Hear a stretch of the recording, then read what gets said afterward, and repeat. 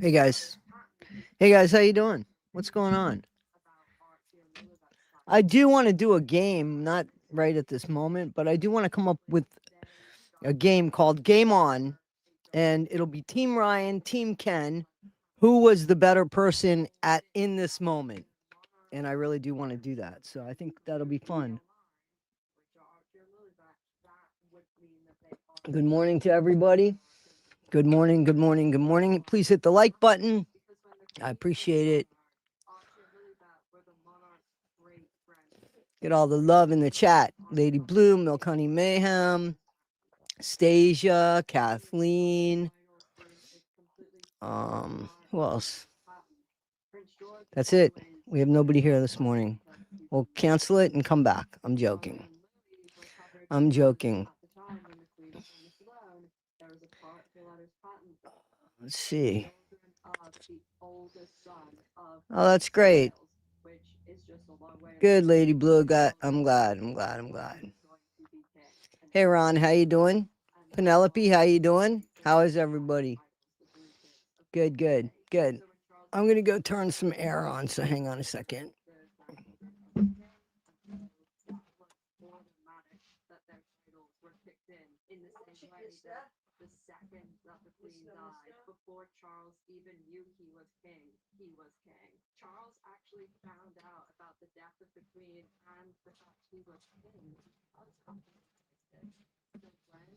All right, I'm back.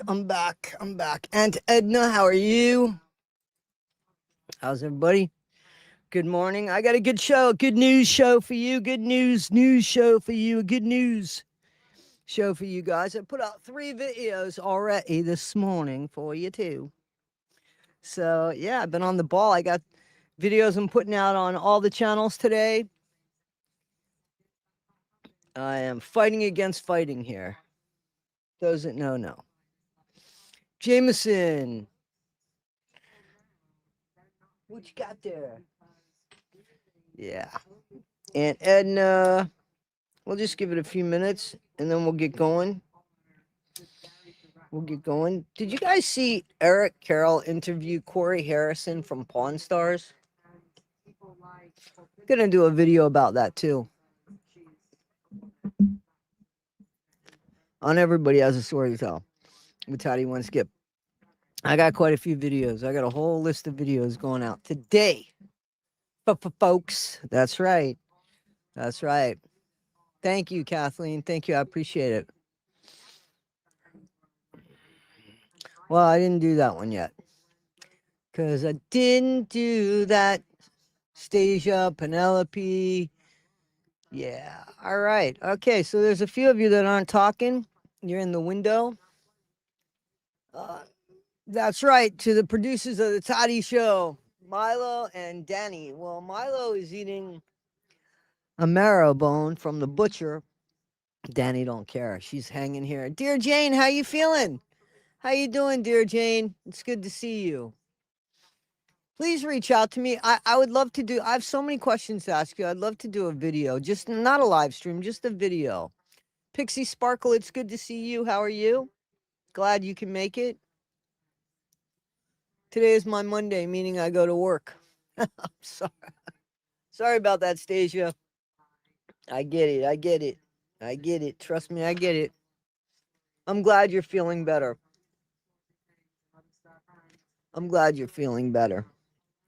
So, took you a long time, so hopefully you won't get that again, huh?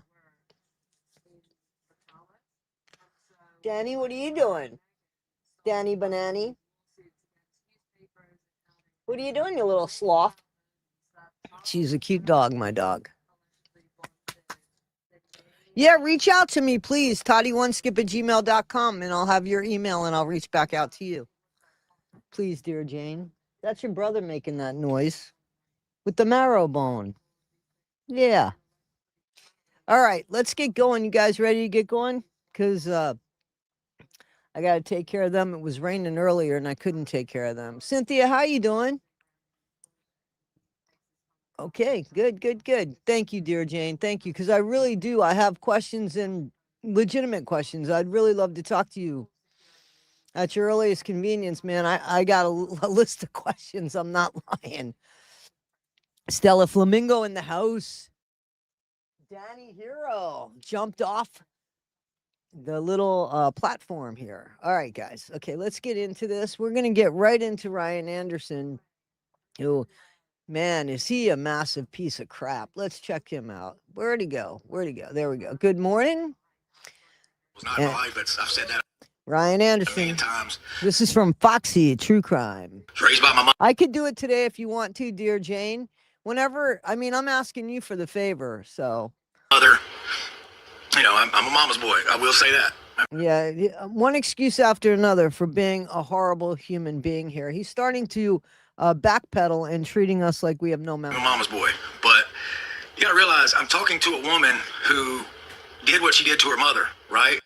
Yeah, so he's trying to impress a woman that did what she did to her mother. So you guys understand, remember when we would say to him, hey, do you understand the crime? And he would say, yeah, she didn't do it. Yeah, it was the boy. Yeah, it was the other guy. Now he's saying, see, I was being a dirty son of a bitch because look at who I was talking to. And I had to let her think that way. This Foxy True Crime. Thank you, James. And she's asking me for my deepest, darkest secret. And imagine who. Why was she asking? See, sometimes you got to just say you're right. I told you she was going to ask for that shit, right? I told you because she was going to use it as a weapon against him. Ammunition. Bingo. I'm talking to a woman who did what she did, what she's in prison for, right? That's right. And you fell in love with her. So now, you see what he's trying to say? He's trying to say now, that,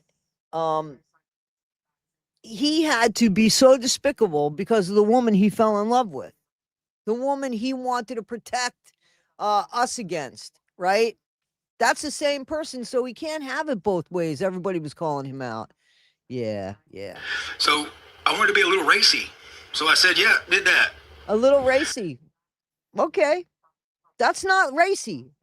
It's a crime. It's criminal.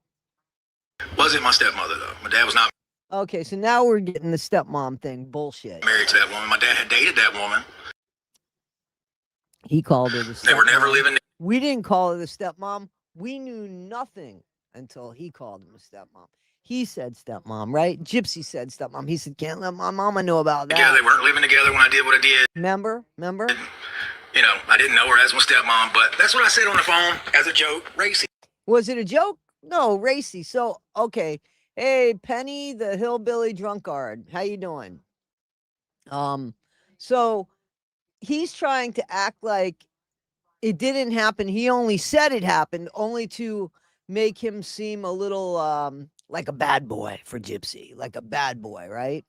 Being racy to a woman who I was waiting for her secret to be something like, oh, I went in the bedroom or some shit. Yeah, she's not stupid enough to put that on the fucking phone, dumbass. Shit like that. So I just made it racy. Now, y'all can believe me if you want. I don't believe you. Care. I know you care. I don't care. That's why I've never I know you care. addressed it before, because You didn't address it before because we didn't know about it. Now we know about it. You have to address it before because people are bringing it to your attention. not that big a deal. To me, it's not, because she wasn't. It was a huge deal because you said you can't let that out. Gypsy, you can't let that out. We heard that. See, he's acting like we never heard these calls now. Best thing for him to do is say, shush. My Not saying stepmom. nothing. She was an older woman who once dated my dad.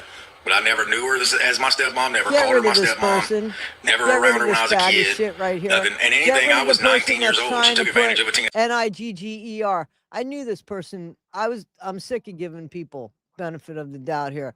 Look at this fucking idiot that's going to go ahead and put that word, right? Just block him. Block him, Jamie. Go ahead and block him. And you know what? Go ahead and get that channel because we're going to get that person's real name. Make sure everybody knows who they are.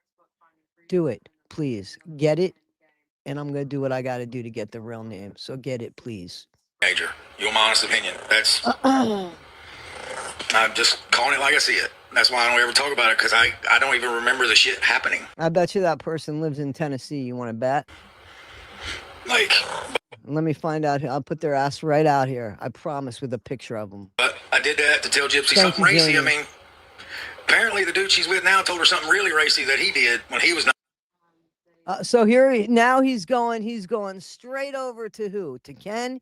Now he's going to throw his shit on Ken. That's why we need this game, right? We need Team Ryan, Team Ken, a game called Game On. Red, yes. Blue, no. 19. I don't want to get into that because it's Don't none of worry my about business. it, But Kathleen. Don't I'm worry being about honest it. about now people are saying I need the names because we're going to look them up and we're going to put their face on here. the stepmom thing was something else. Like they just right next door to Ryan Anderson, because you know half the people trolling Ryan, seriously, have shit on their own record. You know that, right? Ryan needs to look into that. He's got over 100,000 views. Can you imagine if he turned on some of these people that have turned on him with real records to show shit? Find stories. And it's crazy. It's fucking just crazy. But anyway, I just wanted to address that. Didn't happen like that. I was 19. Lady was not. It happened. So I'm not I'm trying to understand what didn't happen. You know what I'm saying? Like what didn't happen? Because it seems like you just keep saying it happened. The only difference is that they weren't married at the time. Was it later? Did they get a divorce? Because it happened. We heard you on the phone acting really concerned about it, right? Or you just lied to Gypsy. So there's a lie here somewhere. Which one was it? Yeah. I said stepmom because she dated my dad. Well, why not just somebody that my dad dated briefly? We had a little fling. Dated my dad. But they weren't together at the time. They weren't living together. But I don't really remember it. And it was your first time, buddy. What do you mean you don't remember it? I think I even said that in the phone call. So people are saying I slept with my stepmother. I've heard that 1,000 times. Oh. Well, you said it. The thing is that we didn't get that out of the air. We heard it. He said it. So Gypsy repeated it, and he said, no, you can't let anybody know about that. Okay. But he put it on a recorded line. You know, you got to realize this isn't anything, but like if you know my story, you know that I've been in recovery for 15 years, 16 now. Like I've been clean and sober for just 16 years. So, you know, I mean, shit, people grow. Well, you need a PR person because what you need to do is you need to say, hey, listen, I had a drug problem. I was messed up. I was all over the place. And as Gypsy let y'all know, I'm on, medication that helps keep me sober. And back then, I did some horrible things that I'm very sorry for. And unfortunately, that was one of them. I'm terribly sorry. My family has moved past that now. End of story. But not what he's doing. What he's doing is there's all this Swiss cheese. I mean, he makes it worse on himself. People change. What? But you didn't change. You just got caught. What? I don't give you a treat. You ain't getting no more treats from me. You're not. You're not. You are not. And he gives her one, I'm pretty sure. Okay, I lied there. Pixie's gonna get another treat. Like Pixie, I can't deny that. Pixie's gonna get a treat. It just is what it is. Pixie's gonna get a treat. Now, my niece texted me the other day when I went live and told me that people actually have like two devices and turn my live on, and then they go live and show my live and just sit there and talk shit about me. That's true. That's what they do. You got people that record this and just put up your whole stream. That's what I'm getting this from. I'm just adding to it. But you got people doing that too because you're a public figure. And look at the way you're figuring. I mean, so you got a choice. You have 100,000 people. Change something. And I have no life. Virginia, how you doing? I have to go live to watch me. Now, see that? I agree with him. He has no life, but people go live to watch him. That's true. That's 100% true. I don't think he has a life, to be honest with you. He's always sitting on his couch. He's a mess right now. He needs to go get some help. But this is his income. But he needs to come clean instead of this mess. And then pick on me with their little friend group, who's nothing but a bunch of haters anyway. I mean, if they weren't talking about me, they would probably eat each other alive, right? Like, let's be honest. If they weren't talking about me, they would eat each other fucking alive because that's what haters do. I mean, just awful people. I'm into spreading love and joy, not hate. No, you're not. No, you're not. You were making fun of people. You want to say that you weren't, but you were making fun of B Money. I don't care what you said. Yes, you were. And bullshit. But haters spread bullshit. This is what it is. Brittany, thank you for that. His whole attitude is, it is what it is. Fucking change it and don't make it that. Aiden Mans, thank you for that. So, people, it's Ryan's stepmom. Yeah, she wasn't my stepmother at the time. Okay, so it was his stepmom at some time. It just wasn't somebody that his dad dated. You see what I'm saying? Just in this little bit of time, he lies. And then he gets pissed when we call him out on his lies. It was somebody my dad dated. Now, at the time, she wasn't his stepmom. Like that. So I don't believe anything you're saying. Like I said, I was 19. I don't remember it, but apparently it happened. Buddy, it was your first time. Okay, so what? The stepmom called Gypsy and told Gypsy? See, this is more bullshit. How you doing, Edie? Hey, Bubba, how you doing? I mean, you see what I'm saying? This is just crazy because he says he doesn't remember it. So how did Gypsy find out about it? Never happened again, but whatever. Anyway, Ryan, go drink vodka. Why would I drink? I don't drink anything. I don't think that's good. I don't think anybody should be telling anybody to do shit like that. Go drink vodka. Especially when somebody has some sort. He has an addiction problem here, but he lies. And he's never, there's a thing called dope fiend behavior. That's what this is. It doesn't mean he's actively using, but he's got that. He's not going to tell the truth. He's going to get away with it. He doesn't care. He doesn't care. He doesn't care. That's dope fiend behavior. Just own your shit. Grow. You said you want to grow from it. Grow. You got to own it to grow from it. No, thank you. Thank you, though. That's what you can come up with? That's what I could come up with. I used to be a counselor, man. I'm telling you the truth. Blocked every other name you come up with. Edie Cook in the house. And you're a punk because you hide behind that. I agree, Jim. I just love it. I love it. I think that's why I still go live, just to piss off a couple people. I think it's hilarious to me. That girl, Deja, thank you. Thank you for become number 351 fan in my fan club. Thank you, Deja. All right. Well, since I can't go live with people, because my friends don't deserve that shit, period. I don't care. Nobody deserves that hate. Like what y'all said. But at one point, didn't you think that Dee Dee Blanchard, who you never met, deserved what she got, and Nick deserves to be where he's at? How's that work? Conrad was fucking bullshit. And if I had done the shit y'all said, I would be in jail, right? That's not true. That's not true. That's not true. You wouldn't be in jail for doing something in the privacy of your home unless somebody reported it. So that's not true. You did what you said you did. And you can't change that. You can only never do it again. And if that's really a fucking something that you did, you need help, man. Go get help. Because you shouldn't be able to look at a child and excite yourself. There's something wrong with that. And there's plenty of people that do it, and they're not caught yet. So don't sit there and say that. Don't say that. Use your brain, right?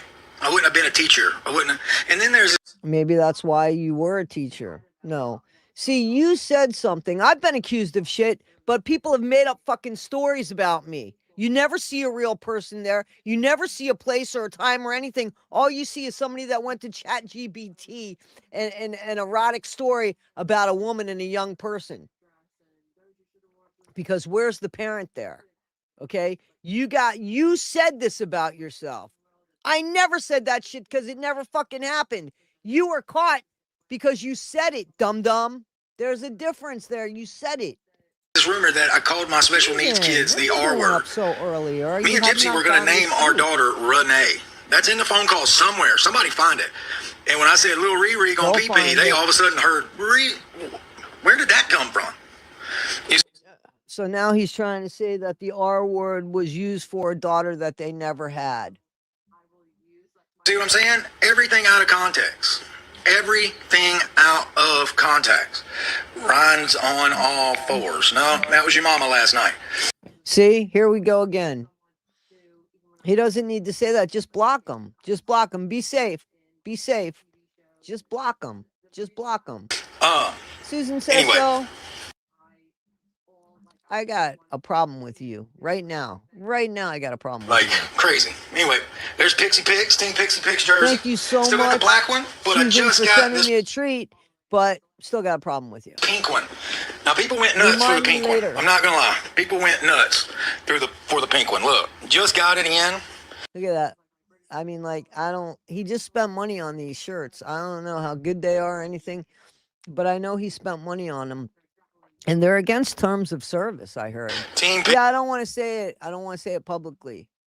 Seriously. But I do want to ask you a question. I'm not mad at you, but I want to ask you something. Pixie, I haven't wrote a name on it yet. I haven't done anything with it yet. Safe, though, driving up there. And, yeah, it's beautiful. But first, I got to give this one away. And then this one. Now, I know people are mad. Oh, shit. All right, so I just want to tell you, the direction's wrong for what you told me, Susan. The direction is wrong for what you told me, okay? For the giraffe. Shell, you want your name on that pink one? Lil Ryan is scared of comments. No, I just don't need any fucking hate. Not scared of comments. I just don't want y'all to misread some bullshit. So, I'm not in. You go if you want to spread hate. Susan's one of my good people. I like Susan. Susan's cool. But I do want to ask you something. You go create a video about it saying your lies. So go ahead. You're not going to do it on my fucking live and like be the star on my live. Go. Nobody's a star on your live. Fuck yourself, Lil Ryan, scared of comments. See, this is the stuff. Like, if you're really sorry, that's not the way that you go about that. If you are truly sorry about what you said, accept the hate and just say, listen, I don't want you. I mean, handle yourself better. You're handling yourself the same way you did before you changed. So where's the change? Give me a break. How many names you gonna create? Anyway, Shell sent that giraffe. Shell. You got to get their IRL. And then you get their name and shit. Have the first name on the pink. That's what I was told. That's what's going on, man. There's a few people that are getting that shit now, and they've gotten information. I've seen shit. Pink one, Shell. Boom. First name on the pink one, Shell. All right, guys. Since I don't battle any. So here's the thing. Here's what he's doing. So listen. So he doesn't battle anymore, but he does. He's battling this woman named Ella. I think she's 20 years old. I don't know. I don't know. I don't like the way it looks, to be honest with you, because I think I don't know. I think Ella's a little weak-minded for him, and I don't mean slow. I just mean I don't know. I just think that he's taking advantage of her. That's what I think. But I could be wrong. Maybe she's taking advantage of him. But I think he's taking advantage of her. You check that out on your own. I'm not saying anything bad about Ella, by the way. I just think that Ryan's not making her look good. That's all. More to get your name on these jerseys, you have to send coins just right here. All right, get your names on the jerseys. I'm still gonna do my thing. I'm gonna get the jersey to people. I agree with you 1,000,000%, Susan. Sorry without changing is just manipulation. All right. Hey, but Patricia, good to see you. You know how to get your big name? Watch. Name on there. It's at the bottom. It's a big gift. But. See, you got to give him stuff. You're paying for those fucking. He's not giving anything away. Maybe those jerseys. Maybe those jerseys are $35-$40, right? He's getting at least $400, $500 to do the jersey. So I read, not that I read, I take that back. Who's that woman that sees things sideways? Not Gypsy Rose. She's a real content creator. She kind of looks like Jess Coast. She has blonde hair, big glasses. She's an older woman. Weird TV or something like that. She read the terms of service, and he's not allowed to do that. I'm going to pick who I send the jersey to. You can't do a raffle. I'm not going to do a raffle. But just know at the end of the live, I see who. You know what? Aunt Edna, ding, ding, ding, ding, ding, ding, ding. You're absolutely right. I never thought of it like that, but it's hitting the dopamine. You are 1,000,000% right there, Aunt Edna. I agree 1,000,000% with that. He's got those that don't know, he's got a gambling problem, and this is exactly what it is. Yeah, that's the channel. It's getting weird. She read. Did you see where she read Get that? it, and then that's how I'll write the names. But Shell is the first one on the Team Pixie pink one. Shell, you are the first one. Shell, you are the first one on the pink Team Gypsy on the Pixie shirt. The first one. Good morning, Kane. I'm sorry, Kane. How you doing, man? It's good to see you again. I've seen you before. It's good to see you again. Yeah, no, she did do something. And I also got a white Team Ryan. Although a lot of people aren't Team Ryan right now. Why would they be with all the hate being spread around me, right? See, somebody just gave him a corgi. All bullshit, but whatever. I hate when he keeps calling it bullshit. That means he'll never own it. And he needs to own that. I got a white and pink Team Ryan one. A white and pink. Because pink and purple's his favorite color. Katie Davis, what up, sweetie? Katie Davis, you are amazing. Don't forget that. And then I have a white and pink Team Ryan. He's trying to sell a product there. Who would want to wear that ever, especially after all this shit? You know, I'm serious. And then look, I'm wearing the orange Astros, but I got a Orioles color. Orange and black. The reason I went with these colors too is because I can write on them with a black marker. But he got a black marker. I got tired of not having a good marker, but people love the pink Team Pixie. And that's the one I'll do tonight. I think you told me that before, so Kane. If you want to get your name on a jersey for a chance to get the Team Pixie pink, you have to, you know what you have to do. Like for 5K, you get on the sleeve, 10K, you get on the bottom, and you're in the finals for it. So just remember that. I can't battle anybody. I don't really want to battle anybody. He does end up battling someone. When I go live with people, haters run over there and tell them awful shit about me and stuff that's so untrue. Who's Cindy Dub? Don't care. They don't care. It's not their life. Shell, thank you for the corgi, sweetie. Thank you. Let's see. Yeah, but they're whatchamacallit markers. They're fabric markers, I believe. Let's see. Katie Davis, you are awesome. They're fabric markers. Cindy. Listen, I just wanted to cover real quick what he was doing, and that was the end of it anyway. Here's a feel-good dolly. I put up some videos on him, and I got more videos to put up on him. I saw an ad the other day. So this is a feel-good dolly. It said, you too can look like Dolly Parton for only $500. Boy, I wish I'd have seen that ad before I dished out the millions it cost me to look like Dolly Parton. You gotta love Dolly. Exercise? Not much. I'm lazy. What kind of exercise would you do if you were going to exercise? You run? Guys, those that don't know, that's Dave Letterman. I know most of you guys know. How you doing, Scottish lass? Do you play golf? Do you? I can't run very well. I have a tendency to black my eyes. Not a hooker convention. It's a Dolly Parton concert. I guess I should feel hurt, but I don't because I pattern my look after a hooker. So that was cute. Yeah, a little RIP to Dolly, who, you know, I just keep finding more and more good stuff about and how much of a philanthropist she was. So yeah, Kane, we love Dolly here. Jamie loves her more, but we love Dolly. So I got to read you something. I'm going to read you. The latest on Brian. Convicted serial unaliver Brian Koberger granted chance to withdraw guilty plea in University of Idaho slangs. This from yesterday.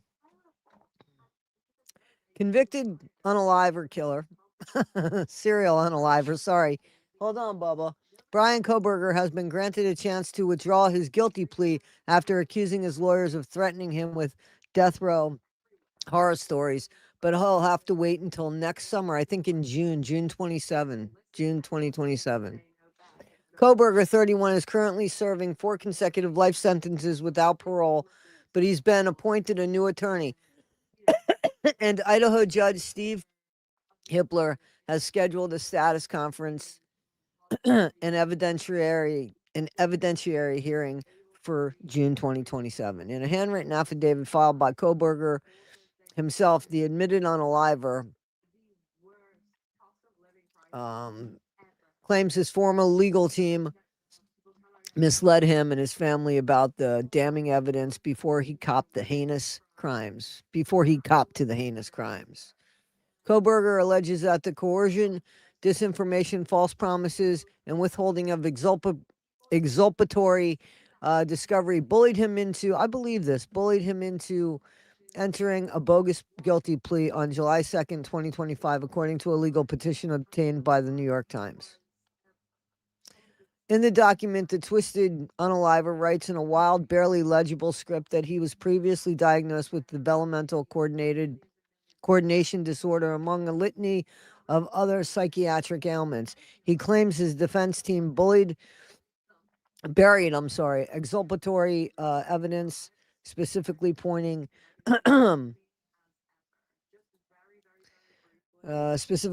to clumps of unknown hair found in Ethan Chapin's hands. Koberger was convicted of the 2022 fatal unalivings of 4 University of Idaho students, Chapin, Madison, Zana, right? And Kaylee. Zana, I think it is. Sorry.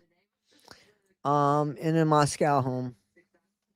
The plea deal spared him from a potential firing squad execution, but it also denied the families of these people, Goncalves and the Kernodle family, as well as the Chapin family, who opposed the plea deal, the answers that a full trial would have provided. Lawyers also intimidated him with fabricated horror stories of an actual 8x8 death row cell.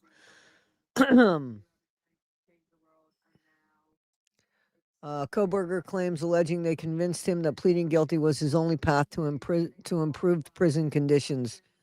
I believe this, because nobody wants to do their fucking job. As part of his original plea deal, Koberger waived his right to appeal the sentence. Now he's attempting to bypass that by claiming he was hoodwinked by his counsel and that he deserves a new trial. I guess they're considering that, huh?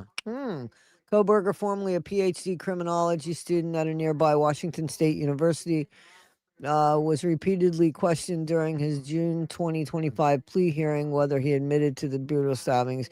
He answered yes every time. It doesn't mean that they didn't do what he said. Trouble for $1. Got $1. So we talked about this yesterday. You disagree? Oh, okay. That's okay. Hey, listen, I don't have any problem at all, my friend. I have no problem at all with you disagreeing with me. And I have no problem disagreeing with you, Stasia. There's a lot of people that think that this guy committed that crime.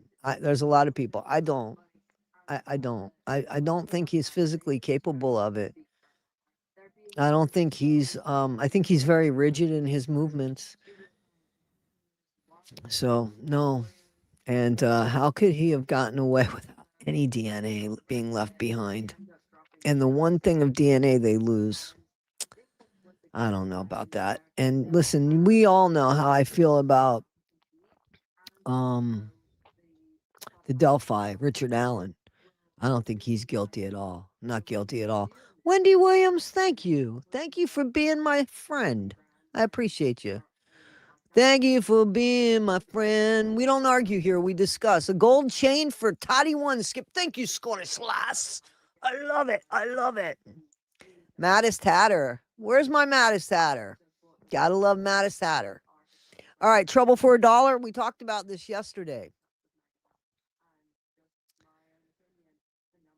All right, so breaking. I got to bring this up. Breaking, Damon Darling, famous comedian, arrested while filming. Remember we talked about this yesterday? Thank you, Wendy. I appreciate you. Okay, so he's filming something here. Watch this. Check this out, guys.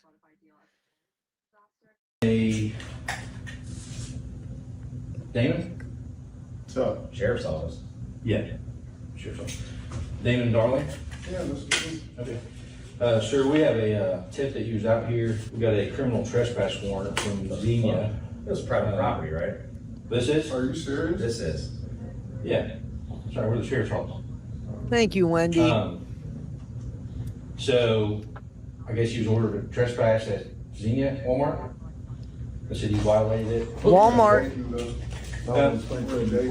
Yeah, you guys on film. You kind of criminate. I want you guys to hear it. This is fucking Walmart, okay? Why is Walmart screwing with this guy who's trying to help people? I mean, he's not making people steal. He's giving money to Walmart.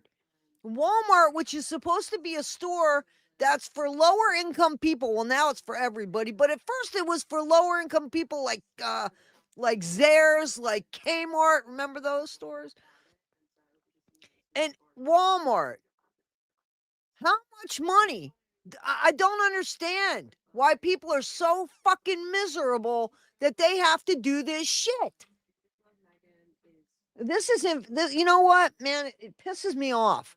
Like, you can't even be a good person in this world without, or in this country. And I'm going to show you something about that. I don't get political. Watch. Watch what our dumbass president did. Springfield, and that was before I got the trespass. You had ID or anything? So am I under arrest or what?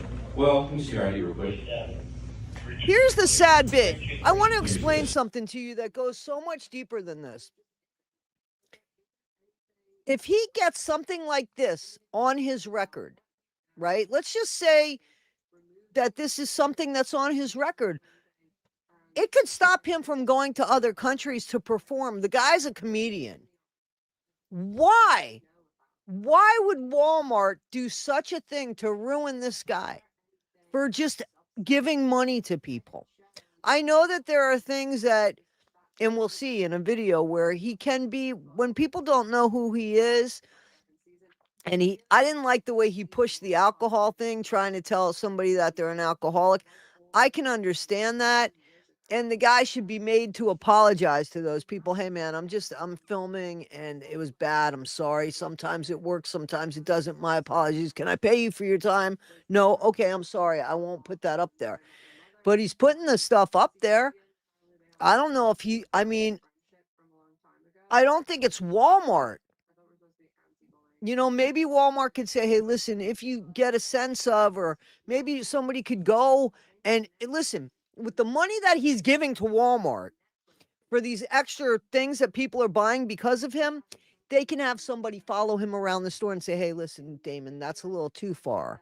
Or, Damon, these people aren't cool. I'm sorry. We're doing an experiment here. My apologies. And then buy their shit. I mean, there's so many other ways to do it than for Walmart to do this, because Walmart's going to lose people over this shit. It's not a good look. I want a shirt. I'm with Damon Darling, and I want to wear it to Walmart. I'm serious. If you don't mind standing up real quick. Captain, my captain. Here's this. We'll just confirm it, see if they even want to. No, he's still taking the polls. He's still doing polls. And we're gonna do that that in our game. We're gonna do a game. It's called Game On. I have it written here. Team Ryan, Team Ken. I'm gonna have clips, and we're gonna do a game. I'm serious. We're gonna have fun with that. No, it's a warrant. I can't afford any giveaways right now, but we're still gonna have fun with that. And I had a hard time with giveaways last time too, because people did things at different times and stuff. So that was a bit messed up. We'll figure something out. I promise we'll figure something out. You already been died. Good, Jamie, because you're gonna help me with it. Yeah. For getting banned from. You ain't got nothing on you, dude. He's getting arrested. Look at this. That's all right. That's all right. You don't know. That's all right. You good? You stand there real quick. I mean, I can just come in private property. Yeah, Just real quick. So, how this works, I'll call it in. I'll call for you, man. And, you got a warrant. Or You got a warrant. I'll call it in. Okay, you can either go see the Got a judge, dollar. Got a or warrant. you can call your meemaw and she can toss you out for $1, bud. You got $1 on you, bud? Huh? I'm like, what the hell? All right, guys. It seems like that was a little joke. Gotcha. I could be an actress. I did see it, and I knew it was a joke. But here's the thing. Walmart did kick him out, and that's the truth. And I do want to go in there with a T-shirt that says, I'm with Damon Darling. But it was cool that they got him and that I got you guys. So see, we can have fun. Anna Kepner, okay? I'm glad it made you laugh because this one is dark and this one goes on a little bit. So go get beverages, go get a joint. I don't care. Go get whatever it is that you're going to need because this is dark and it's a little bit. You know, I mean, I have some stuff in between to break it up. But those that don't know, Anna Kepner was 18 years old. No, I'm sorry. Anna Kepner was 19, right? I think she was 19.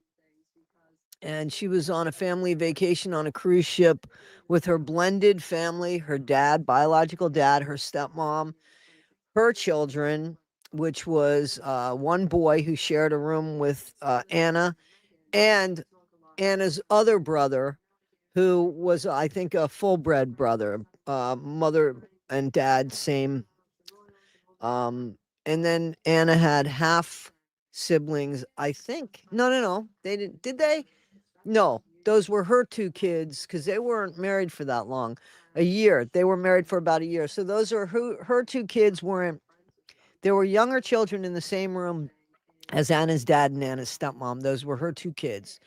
Then her oldest son, I guess, shared a room with Anna. He's the one that is he's the one that allegedly did horrible things and unalived her. And then also in that room was her biological brother, full-bred biological brother. But the guy that unalived her was her stepbrother, who was fucking obsessed with her. All right, let's go. He's the Florida teenager accused of sexually abusing and murdering His name is Timothy Hutchinson, I think. His own stepsister on a family cruise. And now, just weeks before Timothy Hudson was supposed to face trial, the case has been thrown a new twist. Look at how pretty she was. And she had such a beautiful attitude, they said. You know, I mean, they always say that. They speak really highly of people that have passed on. But I know, I have to say alleged, Pixie. I have raised serious... I mean, yeah, but I have to say alleged. He's not convicted yet, and I want to keep my channel. Issues involving his family. Newly released court records are revealing what is happening behind the scenes and why the long-awaited trial is being delayed. We're on the case presented by So the trial is being delayed again. Remember when they let him... He's convicted of this crime. They're in Miami. He gets put in prison, in jail, I think, in Miami. They take him out, or he never gets put in. And the reason why is because it's too far for his family to... Look it up. It's too far for his family to come and visit him. So they let him out. But because everybody gets uproared about it and says, what the fuck are you doing? People, the general public, got him thrown in custody again. So see, we matter. Our voices matter.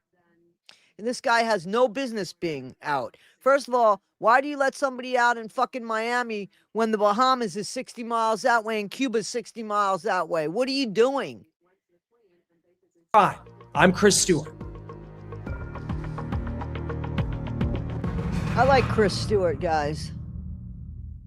Timothy Hudson was just 16 years old when he committed a horrific crime, according to federal investigators, and he will be tried as an adult for what the FBI says happened aboard a Carnival cruise ship in November of last year. Now, we've covered this case from the very beginning, and the family dynamics of the people that went on this cruise, it's always played a big role in this case, but now it seems family dynamics are having a major impact on when this case could go to trial. The big update that we're following here is that Timothy Hudson's trial has been delayed again. I haven't heard anything. It was set to begin on September 8th, but now it's been pushed to November 2nd. And, you know, the second DNA, listen, she had sex with somebody on the ship. She's a 19-year-old. She hooked up with somebody, you know, and it was consensual. They talked to that guy. Why should he be brought on to anything when there's so many cameras on the boat that they probably saw her after the fact and that she was probably just fine and everything was cool. So I don't blame them don't bring in this guy. He's probably going to be on the stand. You know what I'm saying? But why are we going to ruin this guy's life? Because he liked her. She was a pretty girl. And the reason for this delay has to do with what a penalty might look like for Timothy Hudson if he is guilty of first-degree murder and aggravated sexual... Let me say something. Hang on. I don't think he was an adult. I think he was younger. He might have been 17. She might have been 18. Abuse in the death of his stepsister. Her name was Anna Kepner. She was 18 years old. She was set to graduate high school in Titusville, Florida. 18, okay. She wanted to join the military. Now, as far as Hudson, her stepbrother, typically, someone would face life in prison on the charges that he is facing. But yeah, he was since 16. Timothy... I'm talking about not him. I'm talking about there was a young man that she supposedly had sex with on the cruise. You're saying he was 16, Sammy, as well as the stepbrother? And I keep saying this guy with his collar and his short hair shit, you know what I'm saying? He looks like somebody who would knock on your door and give you a little pamphlet about the Latter-day Saints. Hudson was just 16 years old at the time that Anna Kepner was killed. He has a right to what's called a Miller hearing. The court needs to evaluate whether a juvenile is truly deserving of that harsh a sentence. Now, Hudson's defense seems to be having some issues preparing for that possibility, and it has to do with his and potentially Anna Kepner's family. Now, before I get into that part of the story, and I'll show you what these new documents are telling us, I want to break down some of the details that got us to this point. And you remember the scene outside the federal courthouse in Miami. Here is video of Timothy Hudson arriving at a Miami courthouse for a bond hearing. This was back in May. Hudson was actually allowed to go home after that hearing, but the next month he was taken into custody. Now, initially, he was allowed to live. Yeah, I mean, like 18, 17, I'm not his parent. I don't know anything about this situation. I don't want to talk on him. And if he was only 17, I think let's leave him alone, right? Let's leave him alone. He probably liked her a little bit, obviously. I mean, I think so.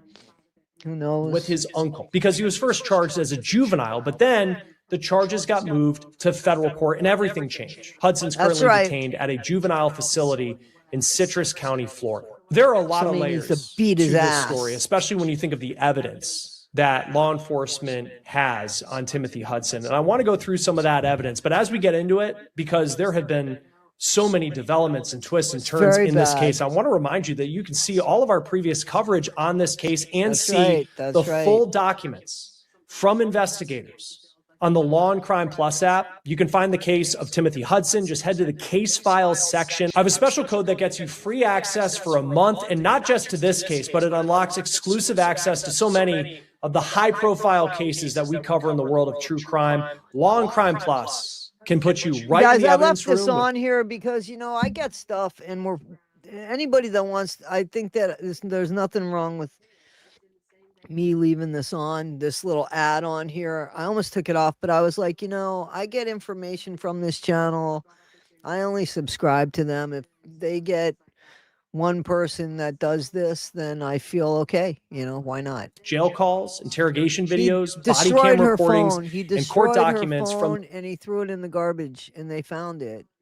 The stepbrother did. The biggest cases that are grabbing headlines. Needs to get his ass walloped.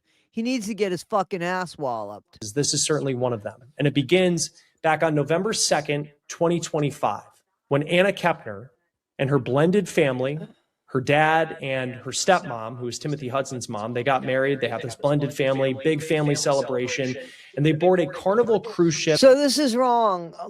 Okay. All right. So the family, the husband and wife won a cruise at their job. They won a cruise, highest sales, whatever it was. They won this cruise. It might have been even a better suite than the one that they got here, the better cabin. But they asked, hey, listen, we have a family. We'd like to spend some time with our family. Can we pay the difference and invite the family? And that's what happened. Okay. So they couldn't even afford to go. Now, listen, I couldn't afford to go on any of the fucking cruises I went on. That's the truth. My dad paid for those cruises, and I'm grateful for them. But he definitely wouldn't put me in a room with. You know what I'm saying?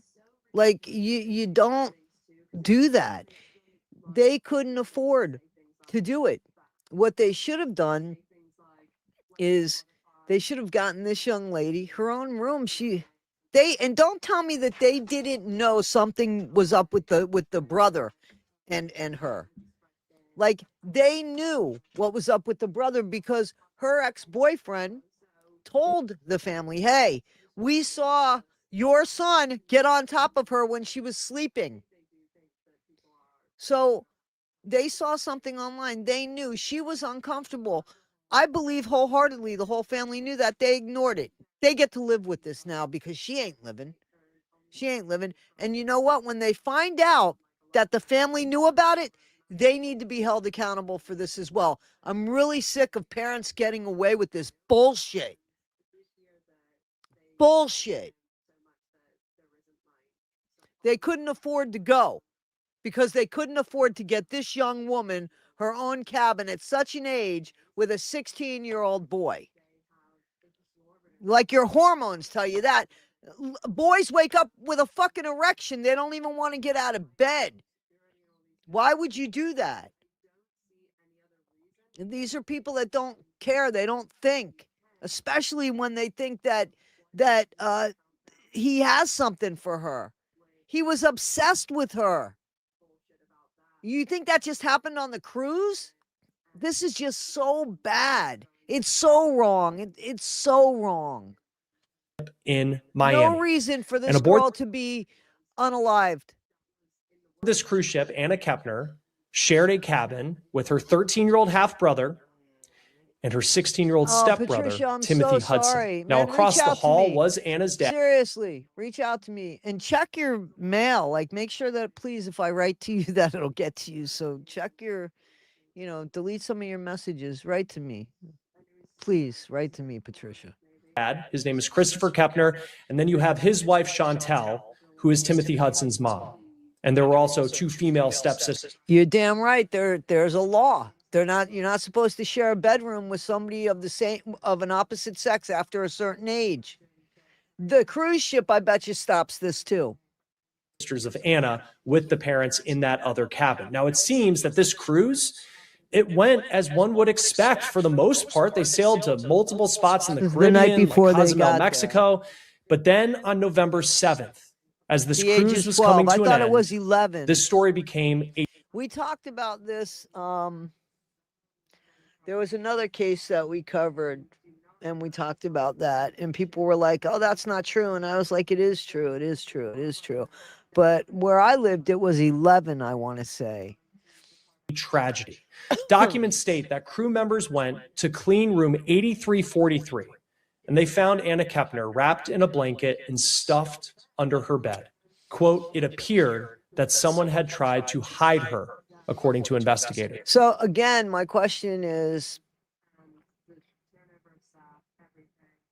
there's a whole ship out there, mate. There's a whole ship out there, right? Why doesn't he throw the phone in? I mean, there's a whole ocean out there, right? Why doesn't he throw the phone into the ocean? Seriously, why doesn't he throw the phone into the ocean?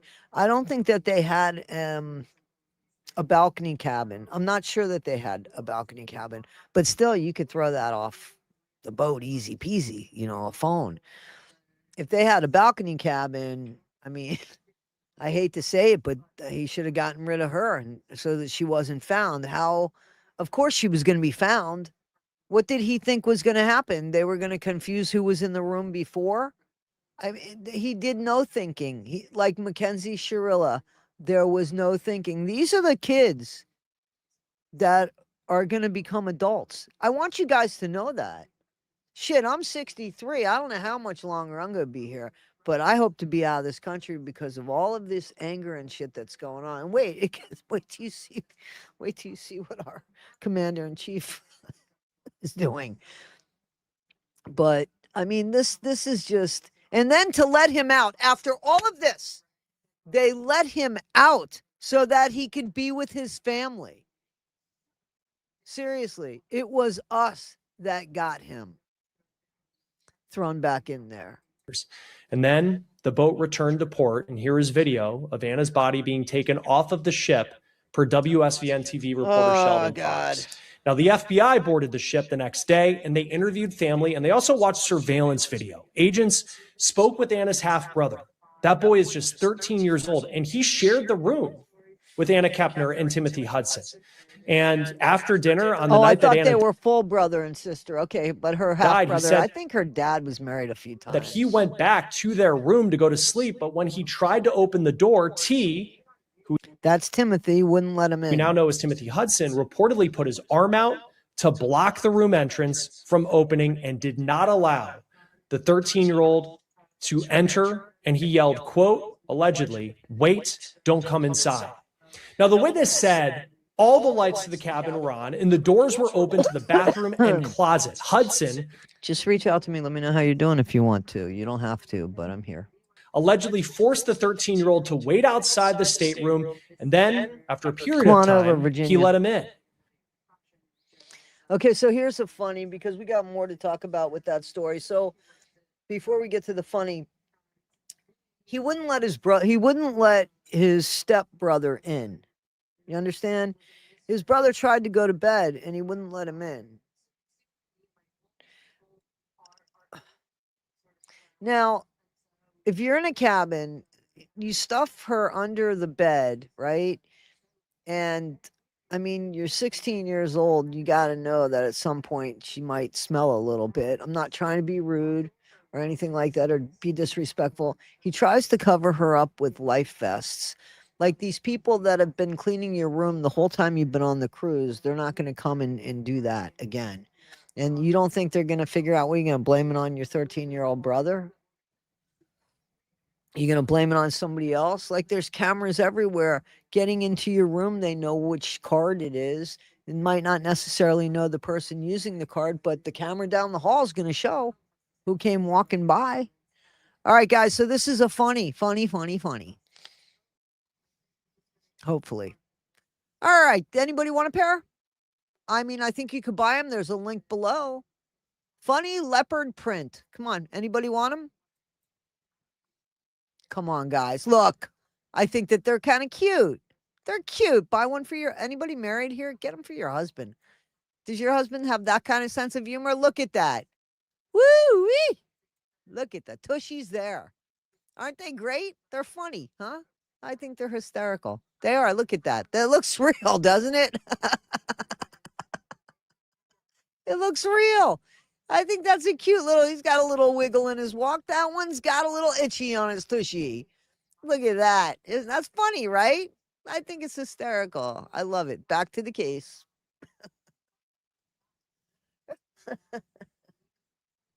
I thought that was good. I thought that was really good. They need a hairy bum and I'd wear them. Okay. All right. So where did the 13-year-old, they let him in, Stasia. He let him in. He slept, I think, on the bed. He slept on top of where he didn't realize his sister was. Or he slept in the room right next to her. That's the truth. And that's come out. So. All the lights to the cabin were on and the doors were open to the bathroom and closet. Hudson allegedly forced the 13-year-old to wait outside the stateroom, and then, after a period of time, he let him in. Now, the FBI has laid out a pretty detailed... It's probably when he hid the body best he could. Maybe he was going to do something more with the body, but he couldn't because his stepbrother came in. Maybe that's the thing that happened. Timeline of where Hudson allegedly went on the night that Anna Kepner died. So let's go through it. At 7:35 p.m., documents claim Timothy Hudson goes into the stateroom. 3 minutes later, at 7:38, Anna Kepner is seen going into that same stateroom, and it is the last time that she is seen alive. At 7:51 p.m., Anna's 13-year-old half-brother then tries to enter the room, and he leaves quickly after. There's no activity until 10:13 p.m., and that's when the FBI says Timothy Hudson is seen leaving the stateroom alone. Investigators say in the next hour, there's also a good amount of movement in and out of that stateroom. Quote, upon opening the cabin door at 10:13 p.m., T, who is Timothy Hudson, is seen looking left and right down the hallway, appearing to check if there is anyone in the hallway. And then he walks outside of cabin 8343. This is the only time in which Hudson does that action when exiting the cabin door. Documents then show Hudson going in and out of the cabin 2 more times between 10:12 and 10:49. Then at 10:53, he puts a privacy sign on the door. Yeah, I agree. I agree 1,000,000% here. I agree, Auntie. I agree. He then goes back to the cabin just after 11 that night, but he wasn't done. Investigators say shortly later at 11:21, the 13-year-old half-brother goes into the cabin. You know, so he violated her. I don't know that his intention was to unalive her. I think she was fighting for her life, and he just didn't see it. Again, like Mackenzie Shirilla, he didn't see it. He didn't think it through. I think what happened was because he was so obsessed with her that he knew that she had X with somebody else, and that pissed him off. And I think rage took over. That's what I think. And he told the FBI that he didn't see his sister. He leaves the cabin a couple minutes later at 11:23.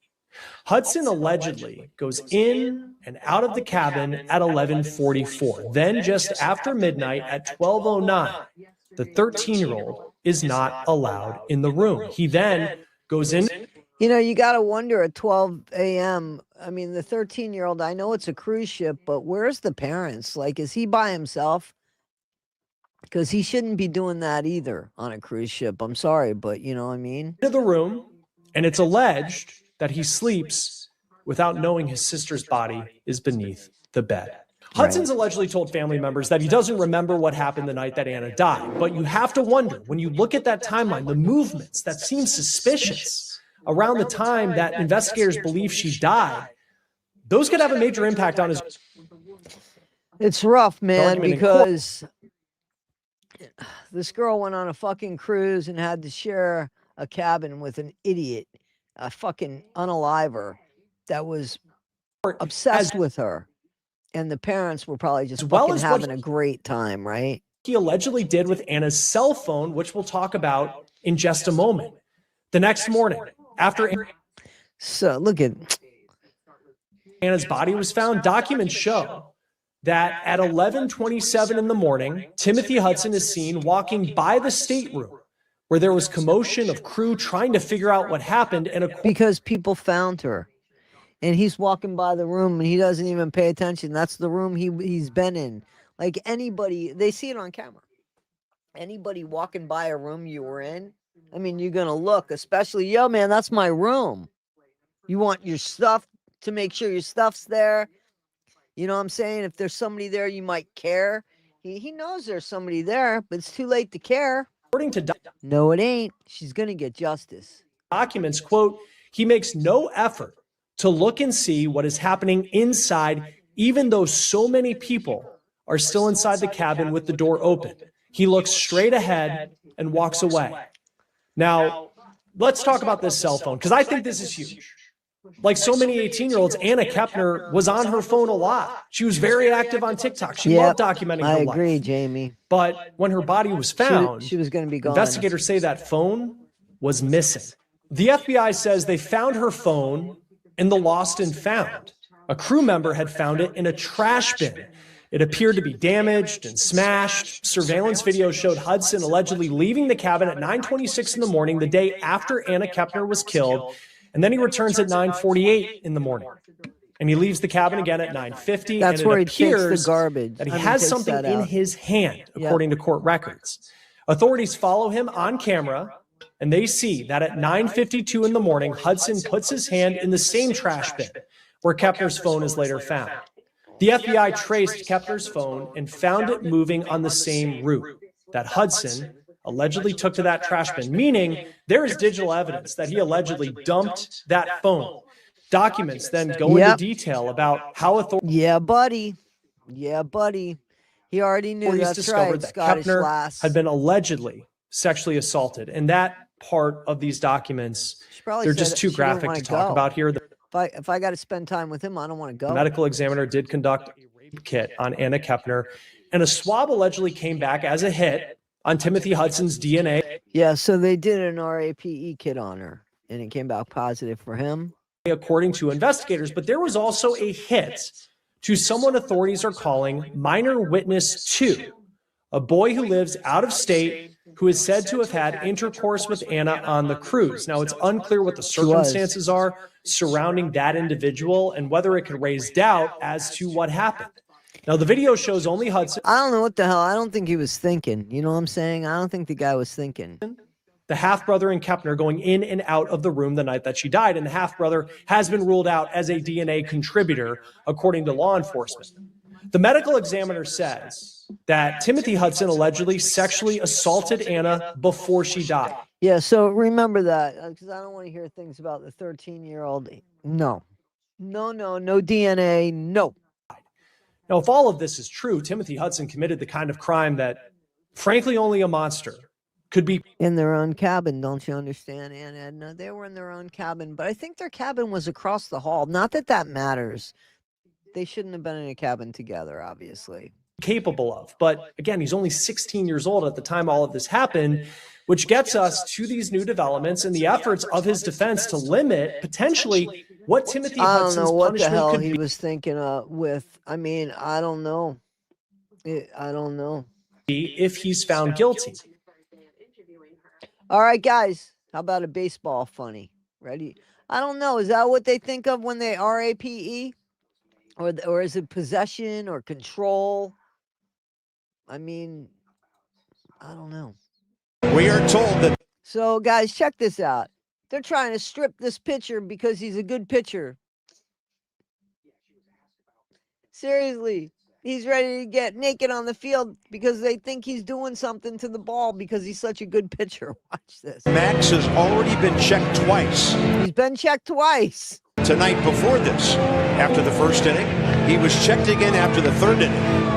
And then Carlos Torres seemed upset when Max just took his ball cap off and dropped it on the ground. After the third inning, so 2 checks. He thinks he's out of the woods. But then, in the 4th inning, he starts touching his hat. So look, he's messing around. He starts touching his hat. He starts touching his hat. Touching his cap. Licks his fingers. He's licking his fingers like any other pitcher I've ever seen. Anything to get Max off his game, but honestly, I think it's only going to fire him up more. Maybe something in his hair. Want to get him off because he's a good pitcher. Watch this. Struck him out on a fastball up in it. Max walking off. Not sure if he's gazing at the umpire or all the way over to the Phillies dugout. Look over the other way. Girardi. So stupid. He's hot.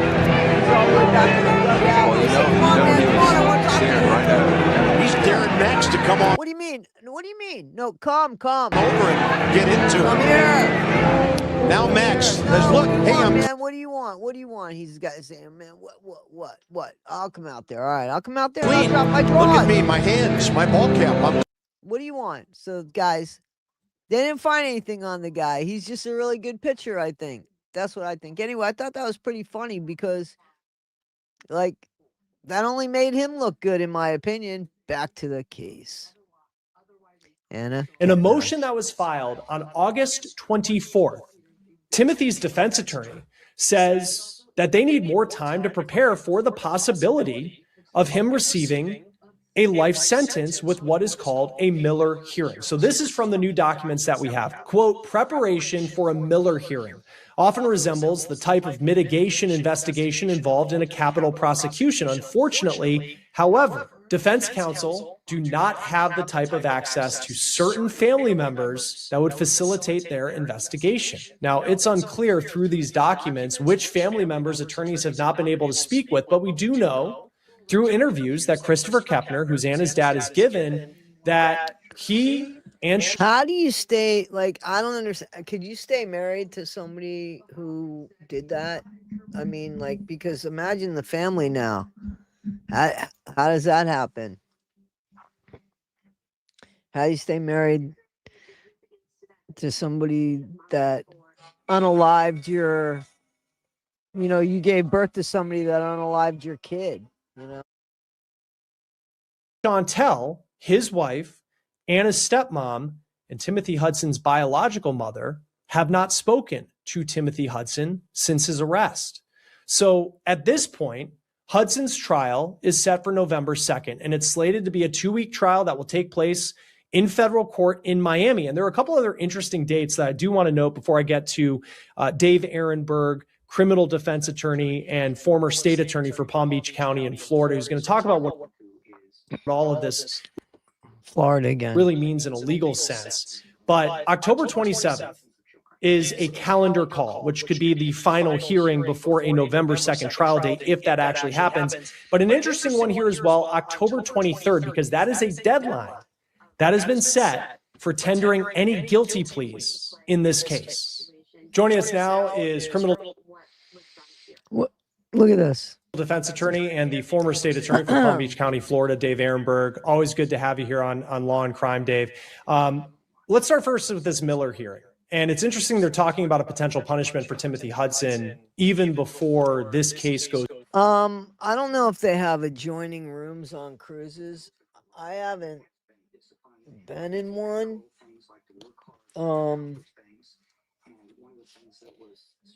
But it doesn't matter. Like, they should have just gotten her another room.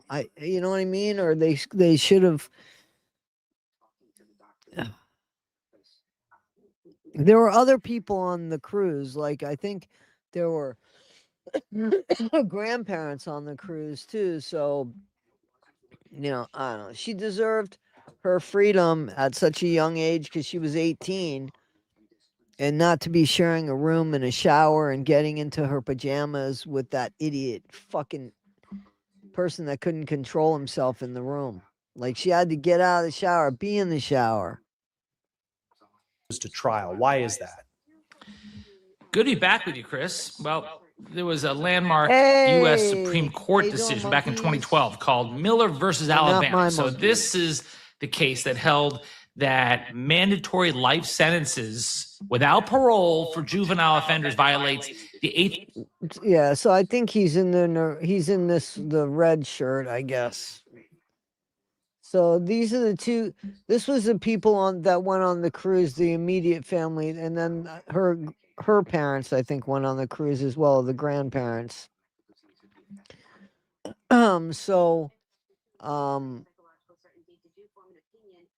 Do you see that? So the two kids, the two young kids in the arms, those are her children.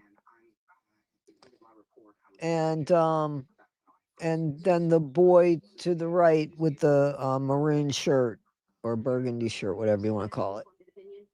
That's hers. And then the boy with the Nirvana shirt is Anna's half-brother by the dad, not the stepmom. Amendment to the Constitution ban on cruel and unusual punishment.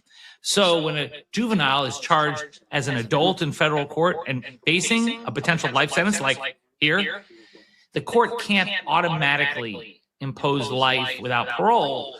Before a judge can hand out that penalty, they have to have what's called an individualized Miller sentencing hearing to evaluate things like their family and their home environment, you know, whether it was trauma, abuse, neglect, also how immature or mature the youth is, and just the capability for rehabilitation. These are some of the factors that they use, and that's covering some news here. Jay Stepp, how you doing? The defense lawyers want to get their ducks in a row early on, because if they never get access to the family, and then they can't really describe the. You know, I think it's bullshit. You know,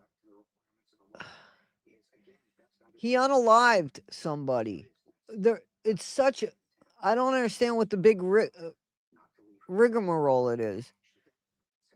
We're not talking about that case, Jay Stepp. I'm talking about the Anna Kepner case. Environment. They want to prepare so that they don't create a delay after he's found guilty to then start anew with an investigation to try to avoid a life sentence. Exactly, right? Yeah, because even with, and I don't know what the punishment is going to be, but let's just say in the Miller hearing, like, the door opens for him to not serve a life sentence in federal prison. I appreciate Still, it. Hey, I think 17 now. You know, clearly, I don't know if like 6 years is going to happen in this case, but I mean, when you see a juvenile charged as an adult, and I know this is a federal case, but even in local courtrooms across the country, like, what typically.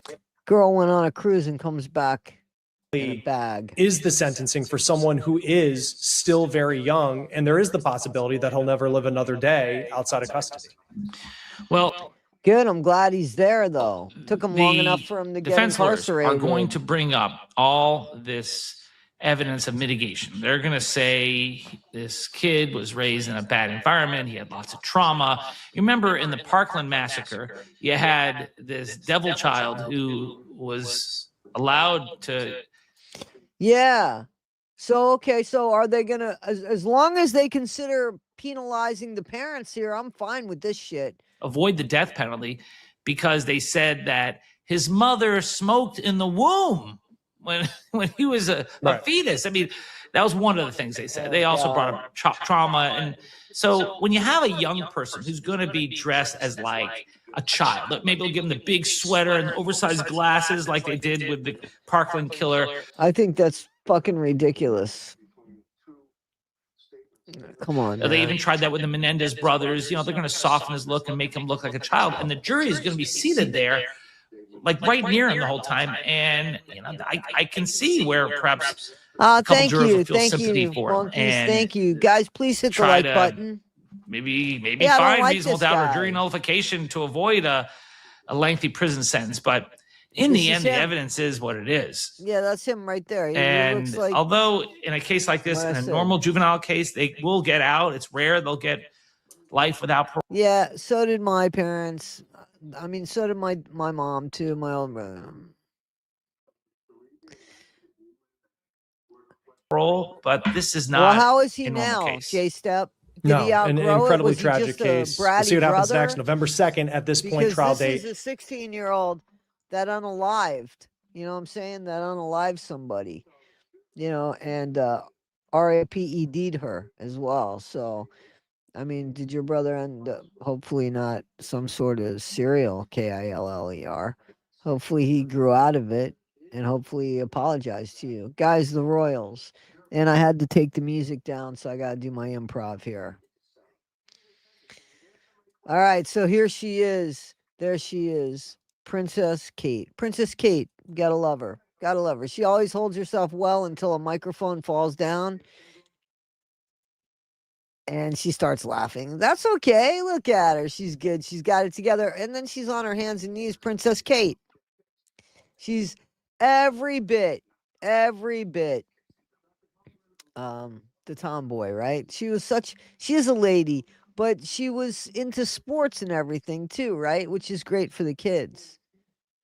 I hope she's doing well. You know, I know that she had a bout with cancer, right? I hope that she's doing now. Look at this. Can we get Haas and Nutjob back? They're supposed to spend half the year here, I thought, or at least the holidays or something. I don't know. Look at she's so good. Look, and she's so patient with people. She reminds me of Diana a lot. Look at her, look. We like her. Look, this reminds me of when Princess Diana was running with that relay race, right? For Harry at Harry's school. All right. So here we go. I think we're done with the Anna Kepner case for what we have. You guys can check it out more. I think what it does is it just goes into like the technical stuff that needs to be proven in the case about certain things. So you can go check that out. All right, Meghan Markle is so jealous of her. I know. I like Princess Catherine a lot too. I love seeing royalty being real people. Me as well. Okay, so, all right. Is this an effing joke? So this is Lake Ontario in Canada. In Canada. He says it with such disdain. Canada. I like Canada. And in the United States. But we're going to make a little change. We're going to call it something different than Lake. We're going to call it something different. Yeah, instead of Lake Ontario. It's been around for, I don't know, hundreds of years before the United States and Canada. I mean, actually, Ontario is named after the lake. Yeah. Ontario. We're going to call it Lake America. Lake America. That's how clever I am. I'm so clever. And nobody's as clever as me. All it takes is a good pen and some intelligence. That's all it takes is a good Mount Blanc and some intelligence. And for those that are poor, just get a Bic. So Lake Ontario. Make sure you don't get the Bic that lights up. You want the Bic that writes. Ontario, that's gone. Lake. Does he know how to spell America? Anybody know how to spell America? America. John A., did you know about this? Did you not know about this? Guys, this is not something I'm making up. As a matter of fact, there's a few more clips because the fucking Associated Press put it out too. So at first I thought, is it a joke? So now we have. Let me tell you, let me show you what I could write. Let me just show you what I could write here. Guys, I didn't need help. I know how to spell America. A lake. And now. I just don't know how to separate the two words. Is it going to be one word, Lake America, or is it going to be Lake America? I'll let you guys decide. We have a Gulf because we have the. Oh, but we're supposed to call it now. We're supposed to call it now that. That's what we call it now.